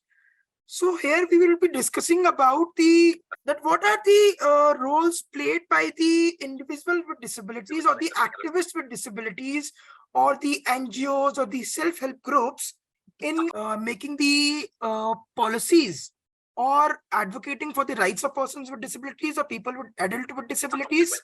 We will also be discussing about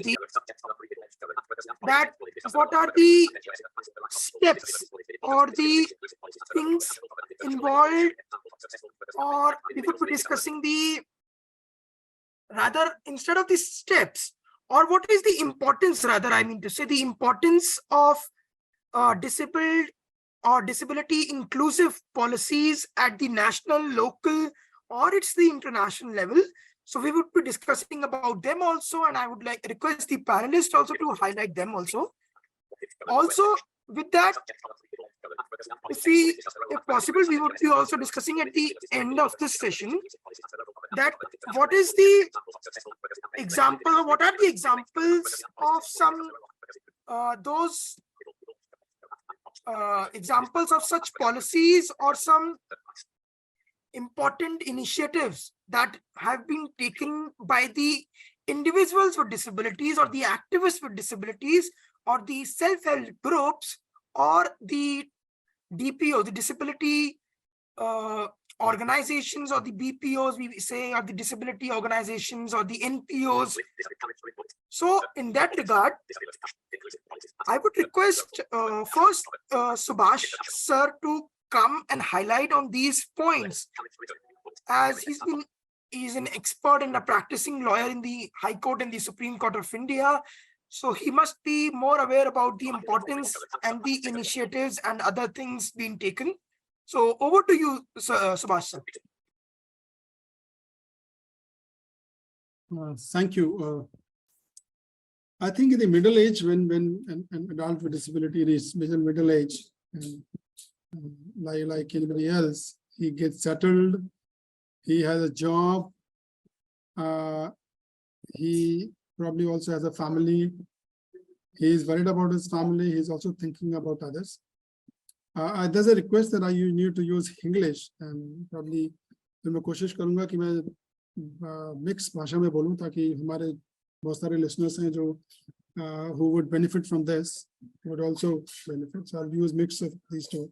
And thank you, Satyendra, for alerting me on that. And I also saw the message.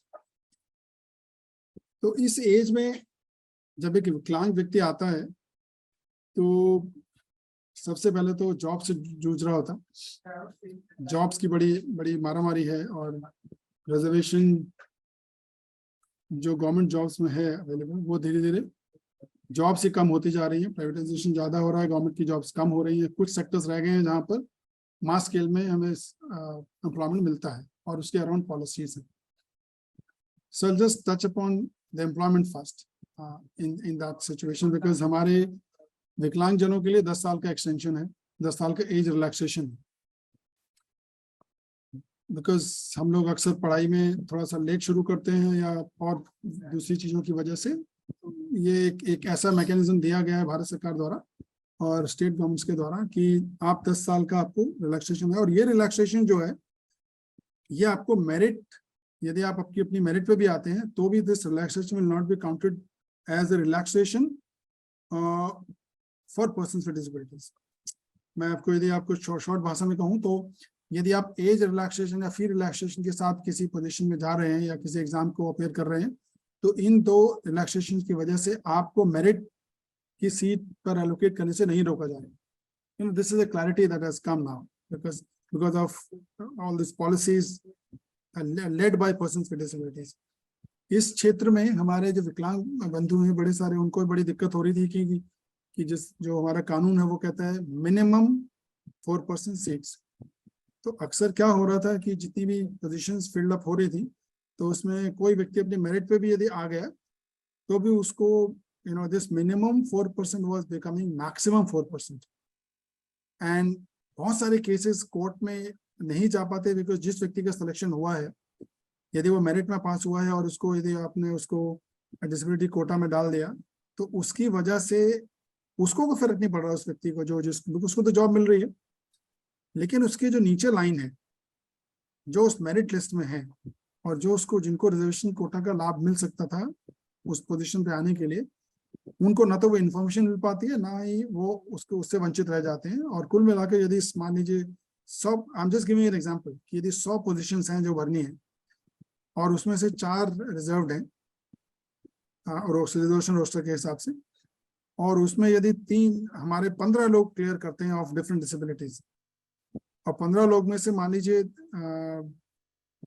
3-4 positions पर वो लोग merit में आगे जा रहे हैं, केवल उन्होंने एज रिलैक्सेशन लिया और फी रिलैक्सेशन जो बाय डिफॉल्ट मिलता है वो यदि लिया है तो बहुत सारे ऑर्गेनाइजेशंस उनको गवर्नमेंट ऑर्गेनाइजेशन स्पेशली उनको इस लिस्ट कोटा में डाल देते थे.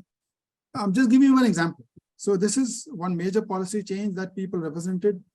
लोगों ने represent किया और लोगों ने इसके लिए fight किया. Probably there was cases also. And finally the government of India decided कि नहीं आप ये गलत कर रहे हैं और जो व्यक्ति अपनी disability का medical जो होता है वो उसकी disability का वो medical और ये जो reasonable accommodation जो उसको दी जाती है जैसे compensatory time. अब compensatory time जो है वो it is not considered as a relaxation. It is a reasonable accommodation that is given. उसकी वजह से आप उसको पहले हो रहा था ऐसा किसी ने compensatory time लिया तो you'll put them into disability quota. So ये सारे clarifications अब policy में changes इसलिए आया क्योंकि लोगों ने represent किया, लोगों ने इसके लिए fight किया. I'm just giving one example किस तरह से policy change होते हैं और अभी वर्तमान में ऐसे कई सारे cases that have taken up in the recent past in different forums including High Court and the Commission on Disability Office. So ये clarification आ गया. दूसरा, हमारी जो पॉलिसीज स्पेशली एम्प्लॉयमेंट पर हूं मैं भी, अभी हमारी हो गई 21 डिसेबिलिटी. इससे पहले हमारे पास जो डिसेबिलिटी थी वो मेजरली 3% था और 3 कैटेगरीज में उनको बांटा हुआ था, उनको 1-1% मिलता था. अब और मैं आपको यूनिक उदाहरण बता रहा हूँ जो भी लाइव इश्यूज आ रहे हैं जिनमें पॉलिसी में एड्रेस करने की जरूरत है और जो लोग उस पर बात करते हैं और लोगों को बड़ी परेशानी हो रही है वो ये है कि सो द इशू वाज एक व्यक्ति को एक मेजर डिसेबिलिटी है फॉर से example the person has a vision impairment 60%. Now he also has additional disability which is 10%, 15% or 20% or say 30% of or locomotor also. अब इसके लिए जो पोजीशन है वो ही applies for a position of visually impaired category में उसने apply किया. He passes all functional abilities का test and he is perfectly competent. अभी जितने हमारे रूल्स हैं उसमें आया है कि क्योंकि बहुत सारे फिक्स सर्टिफिकेट सामने आ रहे थे और तो अभी रूल्स में डाला गया है कि जब भी एम्प्लॉयमेंट होगा उसके पहले एक मेडिकल भी होगा, और उस मेडिकल में अक्सर क्या हो रहा है कि उसकी जो दूसरी डिसेबिलिटी है उसको भी जज करके they are labelling the person as multiple disability, क्योंकि multiple disability is identified as one of the disabilities जिसके लिए रिजर्वेशन देना है। और उनका कहना यह है कि ये जो पोस्ट है ये विजुअली इम्पेयर्ड के लिए ही है, और ये विजुअली और मल्टीपल डिसेबिलिटी के लिए आइडेंटिफाइड नहीं है, इसलिए हम आपको इस पोस्ट पे नहीं कर सकते। So this is a new issue, new problem that people are facing, and people think that this policy need to really be looked at holistically. और जो मेजर डिसेबिलिटी है उसको ही आप काउंट करें। अब एक और एग्जांपल अभी मैंने आपको देना चाहूंगा स्पीच डिसेबिलिटी का। सो एक पोजीशन है विच इज आइडेंटिफाइड फॉर से person with locomotor and he has a lalling speech, और थोड़ा सा स्पीच में हल्का सा तोतलापन है। इससे पहले कि हमारी जो डिसेबिलिटी के जो रूल्स है या जो सर्टिफिकेशन ऑफ डिसेबिलिटी के जो स्टैंडर्ड्स है उसमें जो भी न्यूरोलॉजिकल डिसेबिलिटी हैं इस तरह की, लैरिंग स्पीच है या हल्का सा कंपन है हाथ में, इन सब को ऑर्थो लोकोमोटर में ही डालते थे, एंड इफ जो मेजर डिसेबिलिटी है उसको ही काउंट करते थे। अभी क्या हो रहा है, because speech and language disability is a separate disability identified, और उसकी वजह से उस व्यक्तियों को लेबल किया जा रहा है that you have a neurological impairment and this position is not identified for. I'm saying the policy gap that exists and people are advocating, people are fighting for this. So just two examples that I said कि किस तरह से policies में बदलाव की आवश्यकता है और लोग उसके लिए persons with disabilities are coming up and fighting. I'll come to another example which is जो संस्थाएं हैं हमारी सेल्फ हेल्प ग्रुप्स हैं, इनका एक बहुत बड़ा रोल है इन एड्रेसिंग। कई बार क्या होता है कि अरे we are not really concern with सरकारी नौकरी, क्योंकि हमें तो ना वो करनी है ना हमारे वो इश्यूज हैं, so we are only concern with larger rehab and larger other areas. So उसमें इस इशू को सपोर्ट जो मिलना चाहिए बाकी पूरे एंटायर सेक्टर का, वो नहीं मिल पाता है। वो एक सूस हुए एक व्यक्ति की फाइट बन के रह जाता है, which is a concern. So perhaps we need to take a holistic view on this, कि इस तरह के जो नई चीजें आ रही हैं, teething issues जो आ रहे हैं in implementation of these policies, especially reservation, is something that we really need to address as a community. एक साथ मिलकर लोग एक साथ खड़े होकर इसको एड्रेस करें। ये एक एग्जांपल है, मैंने एक पहला एग्जांपल दिया जिसमें एड्रेस हो गया है, और बाकी एग्जांपल है ये जब आप उसको वर्बलाइज करते हैं और मैक्सिमम 3% 4% मिनिमम रिजर्वेशन को जब मैक्सिमम बनाने की कोशिश होती है from the authorities who are implementing the situation, the reservations, उस जगह एक larger advocacy, larger policy को देखने की परखने की आवश्यकता है। एक recent example मैं एक और देता हूँ कि जब भारत सरकार पॉलिसीज बनाती है, स्टेट गवर्नमेंट पॉलिसीज बनाती हैं या इम्प्लीमेंट करते हैं या उनका रॉन्ग इम्प्लीमेंटेशन करते हैं, तो किस तरह से डिसेबिलिटी की जो ऑर्गेनाइजेशंस हैं या जो खुद एक्टिविस्ट हैं वो किस तरह से उसको चैलेंज कर सकते हैं। अब मैं देखता हूँ बहुत वाइब्रेंट सेक्टर हो गया। अभी बहुत सारी गाइडलाइंस बनी है रिसेंटली पिछले 1-2 सालों में, और मैंने देखा पूरे सेक्टर का बहुत अच्छा वाइब्रेंट पार्टिसिपेशन था। सेक्टर ने कहा भी हमें थोड़ा समय चाहिए इसको समझने के लिए, इस पॉलिसी को, और इसके ऊपर कमेंट देने से पहले समय चाहिए। सो जो लेजिस्लेटिव फ्रेमवर्क है उसके अनुसार कम से कम 30 दिन का समय दिया जाना जरूरी है किसी भी पार्टिसिपेशन के, किसी भी इशू को समझने के लिए और उस पर रिस्पॉन्स लेने के लिए। बहुत बार 10 दिन, 5 दिन, 15 दिन, 20 दिन के अंदर आप कमेंट करो, इसके बाद हम फाइनलाइज करेंगे। ऐसा इसको चैलेंज किया गया। I can name the disability right alliance, DRA, wonderfully, lot of institutions together, Vaishnavi, our colleague Vaishnavi Jaipur actively led this, and of course I'm not naming, I can't name so many people who supported in this, but इस तरह की policies को challenge किया गया, उनको कहा गया जी 30 दिन का आप समय दीजिए ताकि लोग समझें। और सरकार की तरफ से अभी इस तरह का प्रयास नहीं हो रहे हैं कि they actively reach out to persons with disabilities for seeking the comments.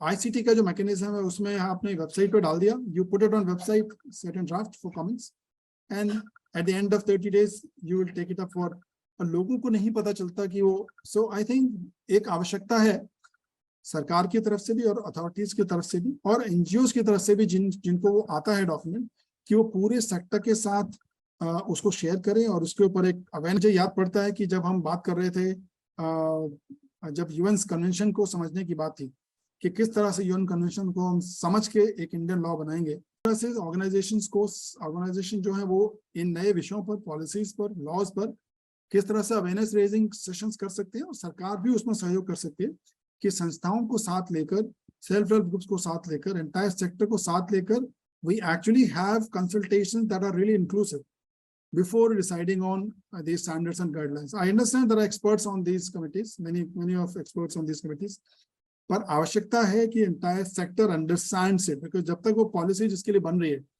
वो यदि उसको नहीं जानेगा, वो यदि इस पर कमेंट नहीं करेगा, वो उसको एकीकृत नहीं करेगा, समझेगा नहीं, तब तक वो पॉलिसी ग्राउंड पे इंप्लीमेंट नहीं होगी. So what is needed is involvement of sector people, of persons with disabilities, of self-help groups, of organizations, and not just experts and certain bureaucrats. I completely agree on this. I want to supplement what Dr. Satyendra said. कानून में लिखा है कि commissioner disability, जो chief commissioner disability का office है, उसमें there will be 3 commissioners, 1 chief commissioner and 2 commissioners, and one of the commissioners preferably would be a woman, and 1 commissioner would be a person with disability. Now, how many people have actually fought up this to ensure that the second commissioner with a disability is appointed, and he is a person with disability rather than any bureaucrat or any person appointed, who's not disabled? Or how do we, whether we see a woman in that position? So ये जो policies हैं, बड़ी policies बन जाती है, but उसके बाद उसका जो implementation है वो बहुत important है, उसमें पूरे sector को involve होना बहुत आवश्यक है. So I think I'll just stop it here.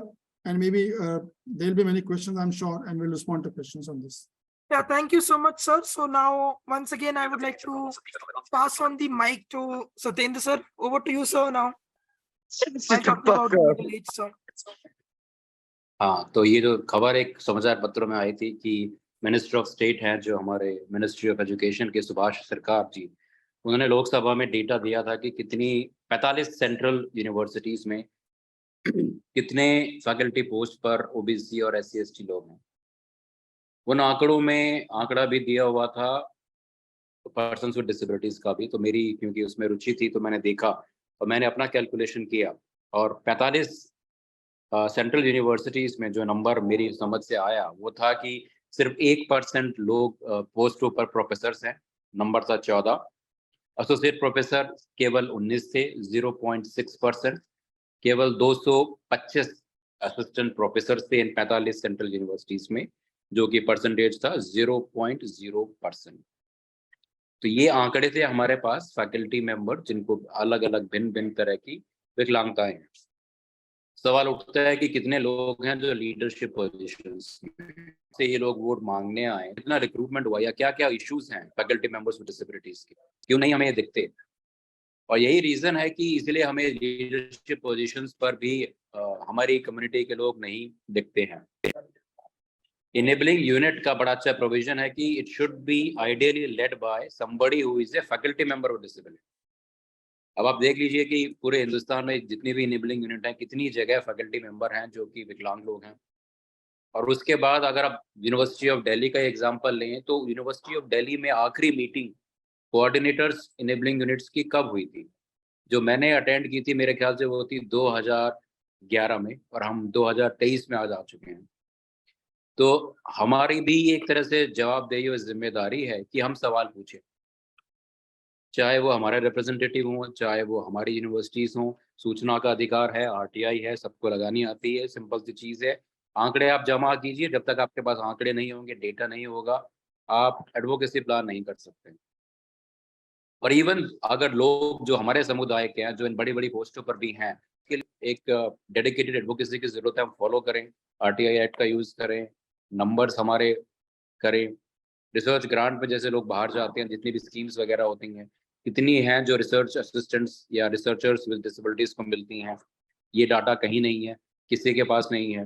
बड़ी बड़ी पोस्टों पे कितने वाइस चांसलर हैं जो विकलांगता समाज से हैं, ये डेटा किसी के पास नहीं है. और यही चीज़ें आगे जाती हैं. तो अगर आप देखिए पार्लियामेंट्स में कितने लोग हैं, राज्यसभा में या लोकसभा में कितने MPs हैं जो डिसेबिलिटीज़ जिनको है, या जो दूसरी पॉलिटिकल पार्टीज़ हैं वो आपके पास आए वोट मांगने, तो आप पूछिए कि आपके मैनिफेस्टो में कितने पॉइंट्स हैं, क्या क्या रखा है आपने डिसेबिलिटी के बारे में. सो आई थिंक इसी से हम उनकी जवाबदेही सुनिश्चित करेंगे. और एक what we need is a dedicated advocacy for विशेष प्रतिनिधित्व होना चाहिए हमारा कि there has to be some reservation for people with disability also in the parliament, क्योंकि जब तक वो नहीं होगा हमारी आवाजें सिर्फ बंद कमरों में ही रह जाएंगी और सिर्फ हम वेबिनार ही करते रह जाएंगे। सर कैन आई से समथिंग? बिल्कुल सर अभी जो दिल्ली यूनिवर्सिटी में जैसे इलेक्शंस हुए ना, इसमें मतलब कई प्रेजेंटेशन मतलब जो भी रिप्रेजेंटेटिव कैंडिडेट्स थे हम लोगों के पास वोट मांगने के लिए आए। पता है उन लोगों का क्या कहना था कि आप लोग तो रिप्रेजेंट नहीं कर पाओगे अपने आप को, तो वोट हमें दो। तो अपने ही लोग एक साथ नहीं हो पाते हैं, तो मतलब कैसे हम अपने आप को रिप्रेजेंट करें? ऐसे लोगों को नोटा दो, नोटा नोटा जी हमारे सर। यहाँ हमारे यहाँ भी जो स्टूडेंट इलेक्शन हुए थे तो मैं उसका इलेक्शन ऑफिसर था, तो जी उसमें जी कई बार होता है कि अगर पार्टिसिपेशन आपका नहीं होता आप वो नोटा का भी वो रखिए ताकि उनको पता चले कि you are not representing the entire community, और उनको हाँ सर, बोलिए उन्होंने ये वर्ड बोला था कि डिसेबल स्टूडेंट हो गए आप तो रिप्रेजेंट कर नहीं पाओगे, तो ऐसा करना कि सारा मतलब ग्रुप का जितना भी ग्रुप का मतलब जितने भी स्टूडेंट आपके उस कांटेक्ट में हैं तो सबको वोटा में दिलवाइएगा और हम आपके लिए काम करेंगे।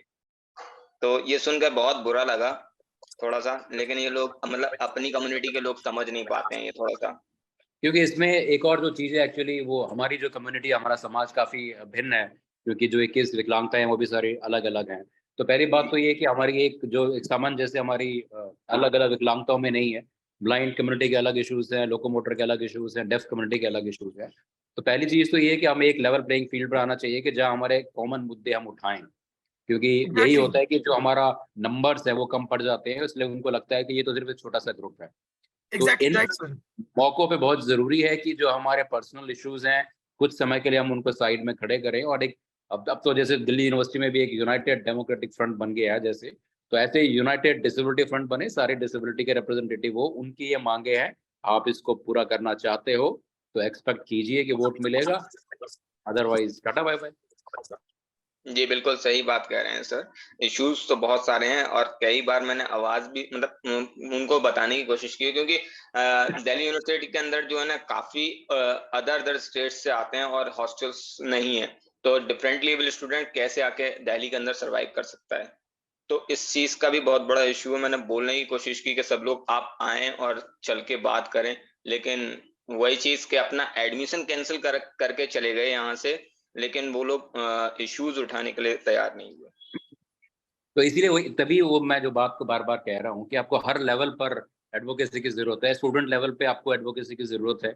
उसके बाद अगर आप मैंने बात की ईओसी या इनेबलिंग यूनिट की, यहाँ के जो कोऑर्डिनेटर्स हैं आप पहले पूछिए कि क्या वो यूजीसी गाइडलाइन के हिसाब से are they person with disability और नॉट। अगर नहीं है तो आप उनको बोलिए कि we must need somebody from the disability community as the coordinator of enabling unit. तो हर लेवल पर आके जब हम सवाल पूछेंगे तभी हमारी आवाज ऊपर जाएगी, नहीं तो हम सिर्फ अपने में ही अपनी बातें करते रहेंगे। Exactly right sir. अभी जैसे अभी जिन्होंने भी बताया अपना एग्जांपल, जैसे भी आप यूनिवर्सिटी ऑफ दिल्ली का एग्जांपल सुन रहे थे कि कैसे पॉलिटिकल एंगेजमेंट के अंदर पीपल विद डिसेबिलिटीज को डिसरिगार्ड किया गया, तो हमने ये देखा है। तो हम अपने लास्ट सेशन की तरफ या लास्ट जर्नी ऑफ लाइफ की तरफ बढ़ते हैं, जो कि है आपका एडल्ट एज। अब हम इस सेशन के अंदर अपने यूनिक चैलेंजेस जो पीपल विद एडल्ट एज वो डिसेबिलिटीज हैं उनके बारे में बात करेंगे। उनके क्या चैलेंजेस हैं, क्या उनके लिए एक्सेसिबल प्रोसीजर हो सकता है फॉर वोटिंग और फॉर कैंपेनिंग, अगर वो कल को करते हैं तो क्या हो सकती हैं, what could be the possibilities, what could be explored out for that thing. इस तरीके की हम एडल्ट एज की जो यूनिक डिसेबिलिटीज हैं या यूनिक इश्यूज हैं उनके क्या सोल्यूशन हो सकते हैं और क्या स्ट्रेटेजीज हम ला सकते हैं या कैसे हम पॉलिसीज ला सकते हैं कि जो उनके जो इश्यूज हैं एडल्ट विद डिसेबिलिटीज के, एडल्ट एज विद डिसेबिलिटीज के, उनको हम कॉन्फ़िगर कर पाए। क्योंकि एडल्ट एज विद डिसेबिलिटीज जो एक ऐसी एज है लाइफ के अंदर जहां हम देखते हैं कि मोस्ट वल्नरेबल एक एज होती है, जहां की जिसमें इंसान is not left out with that power of political engagement, either it's voting, either it's contesting, either it's nomination or anything। अब नॉमिनेशन की बात नहीं करेंगे, मैं इसको थोड़ा सा एक्सपैंड करूंगा क्योंकि लास्ट सेशन है, तो इसको एक्सपैंड करूंगा मैं अप टू दी वोटिंग। हम लोग कभी नहीं देखते कि जो एक कि जो काउंटिंग प्रोसीजर है उसके अंदर कोई पर्सन और डिसेबिलिटीज का कोई इन्वॉल्वमेंट या कोई पार्टिसिपेशन नहीं है।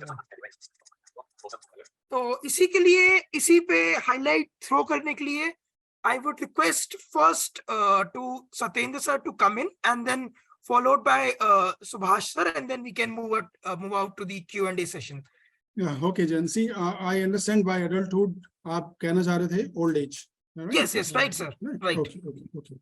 So issues of people with disabilities growing old are very unique and very unique in the sense not really unique. So they actually, as it is the जो हमारी बुढ़ापा है आम लोगों का, when I say आम, non-disabled आम लोग, उनके बुढ़ापे में और persons with disabilities के बुढ़ापे में काफी समानताएं हैं, because बुढ़ापे में वैसे भी you start mimicking lot of disabilities. आपकी hearing थोड़ी कम हो जाती है, आपकी चलने फिरने में mobility के challenges होते हैं, आपको थोड़ी याददाश्त भी थोड़ी कम होने लगती है, and you are dependent literally on others, physical needs के लिए थोड़ा सा दूसरों पे जितने लोग चल पाते हैं, जितने लोग जब तक independent रह पाते हैं, otherwise you start becoming dependent on others.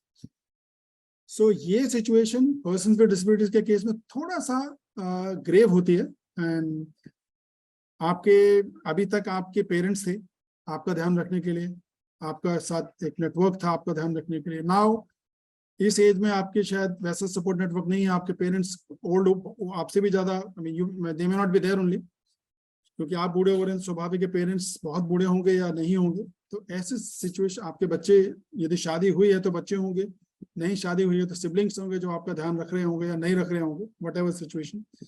But issues ऐसे आ रहे हैं सामने कि काफी सारा नेग्लेक्ट बहुत से लोग महसूस करते हैं, या इफ डिसेबिलिटीज केस में भी this happens to lot of people. So और उनका पार्टिसिपेशन या उनका participation in community and participation in life, मैं आपको दो छोटे से एग्जांपल दूंगा. हमारे पड़ोस में एक शादी थी, 2nd फ्लोर पे परिवार रहता था.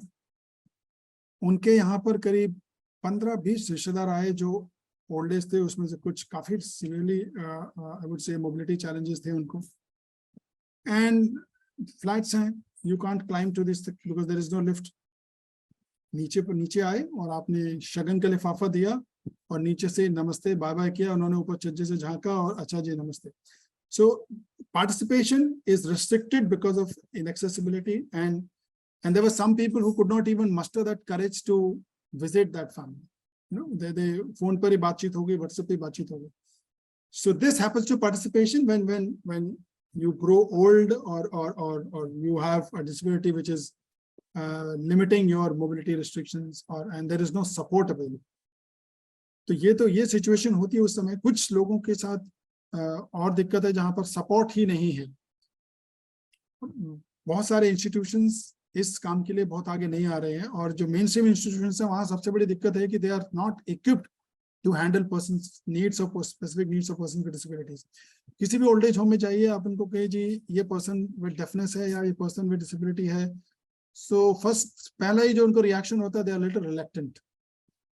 and especially in case you have dementia, if you have other conditions, they are even more reluctant. And ये actually business proposition भी बन गया. I'm giving you this just a scene of what is currently happening. कि बहुत सारी दुकानें खुल गई in the name of these centers where family members who have money, जिनका पैसा महीने का 50,000, 80,000, 1 lakh, they can put their parents or put their members with disabilities into the institutions who will take care of them. ये एक business शुरू हो गया. नोएडा में आपको, नोएडा गुड़गांव में आपको कई सारे इंस्टीट्यूशंस में दिखा दूंगा जहां पर people are paying and keeping their elders persons or elder people with disabilities or who acquire disability. NGOs भी काफी सारे रिस्पॉन्ड कर रहे हैं इसको अपने तरीके से. For instance, National Association of Blind has come out with a home for elderly blind, जिनका कोई support network नहीं है इन Dwarka. I'm just giving you a few examples like this. So this is what the situation is. Unka participation in the community, I gave you an example of how participation happens in various areas because of lack of visitability in the community. दूसरे जो पड़ोस हैं, आपके रिश्तेदार हैं, आपकी जो community spaces हैं वो accessible नहीं है. उसकी वजह से आप विजिट भी नहीं कर पा रहे। एंड ये इंटरनेशनल कॉन्सेप्ट जो है विजिटेबिलिटी का concept, I think gradually we need to insist even in India. The national building code to some extent does address this by insisting that जितने भी हमारे बिल्डिंग्स बनेंगे या बनेंगे हाउसिंग के लिए या पब्लिक स्पेसेस बनेंगे, और उन सब में यूनिवर्सल डिजाइन फीचर्स होंगे। ऐसा हमने इंसिस्ट किया नेशनल बिल्डिंग कोड 2016 में। मतलब कोई भी हाउसिंग का वो बन रहा है, उसमें एक पहले जो अप्रोच थी सरकार की पॉलिसीज में ये था कि या एजेंसीज की कि विकलांग लोगों को ग्राउंड फ्लोर दे देंगे, बिकॉज ये 3% या ज्यादा नहीं है, इनको हम सबको ग्राउंड फ्लोर पे रखेंगे और बाकी जगह को हम कुछ नहीं करेंगे। But now approach of the law and the policies is that we are moving towards universal design. तो एनबीसी में प्रोविजन अभी ये किया गया कि हर हाउसिंग में यूडी फीचर्स होंगे। मतलब हर घर का, चाहे वो 1 रूम फ्लैट है, चाहे वो 2 रूम फ्लैट है, चाहे वो फर्स्ट फ्लोर पे है, चाहे वो 8वें माले पे है, सबके एंट्रेंस डोर का विड्थ स्टैंडर्ड होगा, एक 900 मिलीमीटर, कम से कम एक टॉयलेट एक्सेसिबल होगा, और घर में जितने डोर्स होंगे सारे एक्सेसिबल, मतलब 900 mm होंगे। ये बेसिक फीचर्स हैं। हर एक घर में एक टॉयलेट फुल साइज होगा ताकि people can age in place, उनकी लाइफ जो है इंस्टीट्यूशन से ना गुजरे और वो अपने घर में रह सकें। इस तरह का मैकेनिज्म जो सरकार की तरफ से हो रहा है वो इनिशिएट किया गया। अभी नए बिल्डर्स हाउसेज में ऑफ कोर्स इसको पहुंचाने की जरूरत है ताकि वो इंक्लूड कर सकें needs of persons with disabilities who are growing older. So I will stop here. I think let's wait for the question, but I am sure हो सकता है जो मैं बोल रहा हूँ वो शायद बहुत से लोगों को पॉलिसी लेवल पे शायद उतना इंटरेस्ट ना हो, इम्प्लीमेंटेशन लेवल पे इंटरेस्ट होगा, तो उनके जो स्पेसिफिक क्वेरीज हैं उनको हम ज्यादा बढ़िया तरीके से एड्रेस कर सकेंगे rather than talking in abstract or Yeah, so now I would like to move on to the next part of the or the end rather kind of a. So before I end my part, I would like to request Satyendra sir and Subhas sir to give some recommendatory steps or the suggestions that could be taken for the political participation of people with disabilities. So if you could suggest them, sir, it would be highly great. Okay, thank you, Jayant. I think हमने अपने अपने समय में सत्येंद्र जी ने भी और मैंने भी हमने अपने अपने एरिया में कुछ रिकमेंड किया है जब हमने बात की है। बट लार्जर रिकमेंडेशंस जो मैं बोलना चाहूँगा वो I can sum it up quickly. सबसे पहला है पार्टिसिपेशन ऑफ पीपल। पार्टिसिपेशन किसी फॉर्म में हो सकता है। We need to organise the disability space, we need to have more self help groups created in the and activated, क्योंकि कभी आप सेल्फ हेल्प ग्रुप बनाते हैं और वो अक्सर एक्टिवेट नहीं हो पाते हैं क्योंकि लोगों के पास इंफॉर्मेशन नहीं है, लोग अपनी समस्याओं से जूझ रहे हैं, they are not really aware. तो awareness raising and organising the persons with disabilities as a community is something that we need to focus on as a major recommendation. और उनका कनेक्ट होना with larger organisations and larger networks of people with disabilities is equally important. सब लोग हैं connected, काफी सारे लोग भी कनेक्टेड हैं, कुछ लोग नहीं हैं, बट रूरल एरियाज में, सिटीज में बहुत से लोगों को पता नहीं चलता कि क्या इस एरिया में हो रहा है। अभी I was doing some work in UP and doing some evaluation. मैंने देखा वहाँ पर उनको ये भी नहीं पता है कि यूएन का सीआरपीडी क्या है, उनको ये भी नहीं पता कि नया कानून आ चुका है, उनको अभी भी ये नहीं पता कि रिजर्वेशन होता है या स्कूल में जाने पर कोई मना करेगा तो आप क्या एक्शन ले सकते हैं, what are the authorities available. So कुल मिलाकर awareness raising is something required within this sector by our leaders to other persons with disabilities, so mass organization and supporting them. Second is जब भी कोई policy बनती है या कोई भी उससे संबंधित कानून बन रहा है, कोई पॉलिसी बन रही है या इम्प्लीमेंटेशन में कोई दिक्कत आ रही है, तो इस सब के लिए we need to be using these forums, these mechanisms to discuss and see a resolution. क्योंकि हमारे यहाँ एक कहावत है, मैं अक्सर कहता हूँ कि even mother doesn't feed a child unless the child cries. So you need to really verbalize, you need to really cry, make a noise. As Satyanji just said, RTI is a huge tool. Some 7-8 years ago, I recall on behalf of All India Confederation of the Blind, Mr. Cole very actively, I mean, he's a soul who's really a born leader.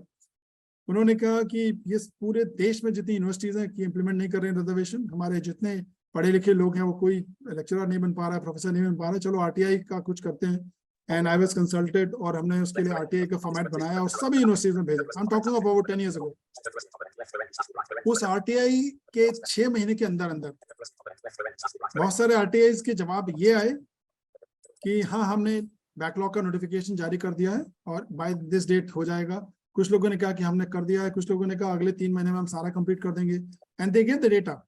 और अगले 6 महीने में we saw tremendous action just on the basis of दो simple RTIs in different universities कि उन्होंने कितनी positions खाली हैं ऑफ पर्सन्स विद डिसेबिलिटीज और कितनी पोजीशंस को भरने के लिए उन्होंने इनिशिएट किया process. So you file RTIs, initiate representations, और आजकल रिप्रेजेंटेशन बनाने के लिए भी आपको सेल्फ हेल्प ग्रुप बहुत सारे टेक्नोलॉजी को यूज कर सकते हैं. You have ChatGPT, you got so many tools that are available currently, and then आपने ड्राफ्ट बनाया, उसके बाद you can consult a lawyer, consult organizations. I'm sure जो areas हैं persons with disabilities के under the act, जहाँ आप identify कर सकते हैं concerns, bring them forward. Let's do bombarding of RTIs and of representations from different stakeholders as a collective and as well as individual stakeholders. Because unless you verbalize, nothing happens. I mean, whether it is education, whether it is employment, whether it is rehabilitation, support, old age, or pension schemes or reservations, it doesn't happen unless you verbalize. So I think this is one answer to most of our issues. The second answer probably was raising awareness and attitudinal change in the community. It doesn't happen overnight. We need to really work hard on this so that the concept of ableism ka jo, you see everywhere in everybody's mind, the ableism mindset is so much rampant. Isko address karne ki zarurat hai. Law provides for training for various areas, but training ka impact kya hua, uske baad unme kya badlav aaya, that is something that is to be seen. Or hum log apne example se, I'm sure we can do that work more effectively. So ye do mere summing up suggestions hain. Right. Or now we should be open to others. Let's look at what questions people have. Sir, key recommendations for the political participation of people with disabilities, sir? So definitely one of the key recommendations would be that they need to, reserve specific seats at various levels, right from the panchayat level to higher up areas. And they need to include people with diverse disabilities within that. And the second thing would be that their manifesto needs to be in accessible language, and it should be available in an accessible format on their website with key deliverables regarding the disability community and what they would like to do if they are elected. We want to see that how much they are paying attention to the disability, what is in their manifesto. Kavya, over to you, and you can moderate the Q&A session and give the vote of thanks, right? Over to you, Kavya. Right. Thank you so much, Jayant, for this. I now take over a few questions that we have in the chat. Taking the first question that has been shared by Geetika.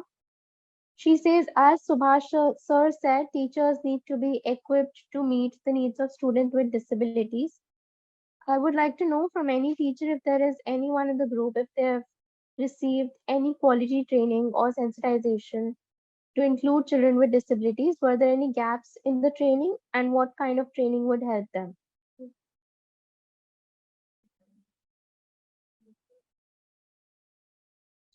Sir, would you like to share some insight on that? There is.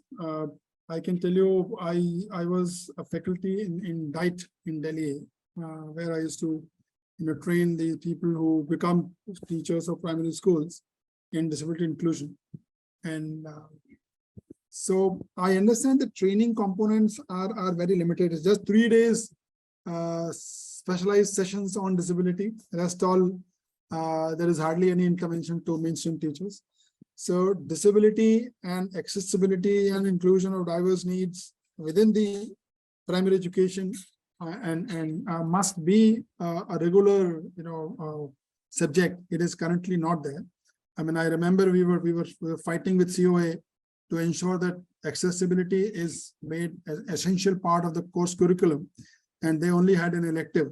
And I'm glad the COA has now finally done MOA with the Department of Empowerment of Persons with Disabilities, and they're training their faculties to to train accessibility to the students and as a mandatory subject rather than just an elective.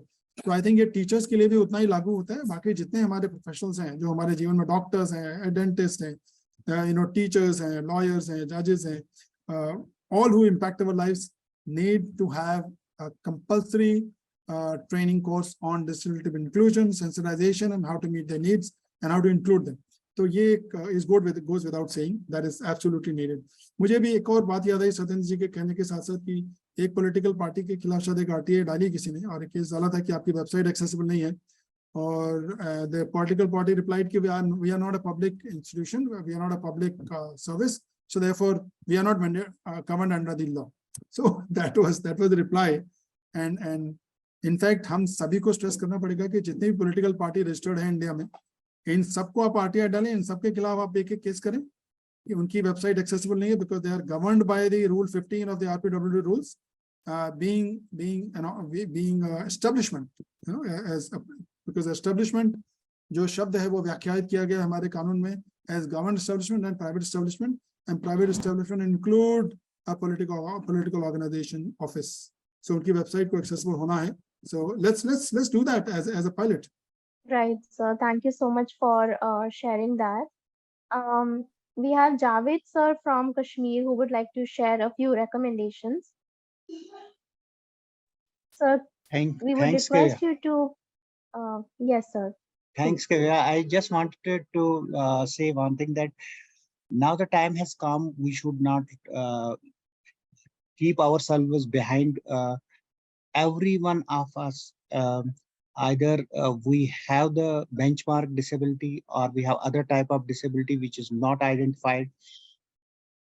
At least the main categories of person with disabilities: hearing and speech disability, vision disability, locomotor disability, who are already in the field. We should mobilize people and ask them about the importance of the elections and participation in the elections.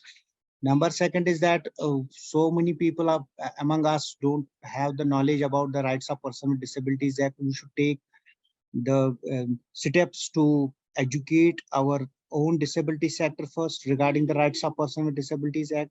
Then we should also educate the stakeholders regarding the importance of rights of person with disabilities act, its implementation, and also the steps to be taken to include person with disabilities in the process of elections. How government should help person with disabilities, hand holding should be there to so that they can be the representatives at the ward level, at the panchayat level, at the municipality level. Things have to start somewhere.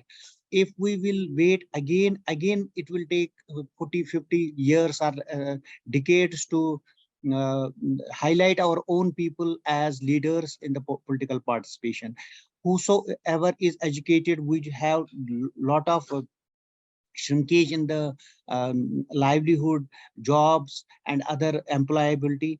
But when we have our own representatives in the legislations, we have in representatives at the local level, assembly level, parliamentary level, we can do something. We can change the routine process of ignoring person with disabilities. And for that, I just want to say you that follow-up should happen regarding these meetings, so that at state level we can mobilize people and ask them that it is going too late now. We should have to wake up and get into the political processes. When we have no representative to talk of our grave issues in the panchayat, in the forums like municipal councils, and in the assembly, and later in the parliament, then nobody will talk of ours, and we will not be able to motivate others to take our questions again and again in the parliament, because they too feel that it is a matter of minute population. But our population is not now minute because of the modernization, road accidents, fall from trees, so many one or other reason the disability sector has been increasing. There are a lot of persons with disabilities. The population is very high. It is unfortunate we don't have the proper census about the person with disabilities. Sometimes the animators don't see why the person is sleeping inside the house. They just go and say who is in our house, how many members are there. They even sometimes forget about asking questions, is any member in your house a person with disability? So we have to wake up, and whenever such processes happen, our sector should have a greater voice and ask everybody that we have to participate. We have to ask the government, we have to hammer the government somewhere. Otherwise, a day will come when person with disabilities will be a huge population, but it will be a silent, parasitic in nature population, and everyone will dislike us. We will not be liked anymore, and we will be again treated with the charity and with the means of giving, and we will not be the givers anyway. So legislation, participation in the politics, it is a right time to stand up, because now the country elections, panchayat elections, and so many elections are going on around the year, and we should not now be silent. And whatever we have to do, we have to awaken the leaders uh, who are presenting themselves at the state leaders, UT leaders. We have to wake up them also. We have to ask them also, formulate a strategy, mobilize the people, and whosoever is educated in our community, person with disabilities, we have to ask them, you have to take the lead. Otherwise, we will be again a dependent community. That should not happen. Thank you. Thank you so much, sir, for your very important and crucial recommendations. Without further ado, I would like to pass it on to Sakshi for the closing remarks and conclusion. Hello everyone, good afternoon, and thank you for joining us today for the launch of the Access to All campaign. Here we will summarize today's session. We have discussed the early life and education for children with disability, youth transition and challenges of their higher education and employment in terms of policy implementation, and the most important topic, access to political spaces for people with disabilities. Now, I would like to thanks to everyone. It has been an inspiring and informative event filled with valuable insights into the critical issues of accessibility for people with disability in both political spaces and tourist destinations. First and foremost, I would like to extend my heartfelt gratitude to all our respective guests and panelists who have graced us with their presence and contributed their expertise to today's discussion. Your commitment to advocating for inclusivity and accessibility is truly commendable, and your insights have enriched our understanding of the challenges and opportunities ahead. We are also deeply grateful to all the organizations and individuals who have supported and sponsored this campaign. Your support and dedication have made this event possible, and your ongoing commitment to the cause of accessibility is valuable. Lastly, I would like to thank each and every one of you, our audience, for your active participation and engagement during the today's panel discussion. Your questions and comments have added to depth to our conversation and underscore the urgency of the issues we have addressed here. As we conclude this launch event, let us carry forward the spirit of access to all and continue to advocate for equal access to inclusivity and for people with disability in both political spaces and tourist destinations. Together, we can make a difference and ensure that everyone, regardless of their ability, has the opportunity to fully participate in and enjoy all aspects of life. Thank you everyone once again for being part of this important initiative, and we look forward for your continued support as we work towards a more accessible and inclusive future for all. I want to especially thank NCPDP for their continued support and guidance, our chief guest, Justice Geeta Mittal ma'am, our panelists, Dr. Satyendra sir and Subhas sir. I also want to thank Bhumika Trust, and co-organizer Kavya Mukhija. I also want to thank our interpreter Atul and Aniket, and last but not the least, our wonderful audience. Thank you everyone. Have a great afternoon.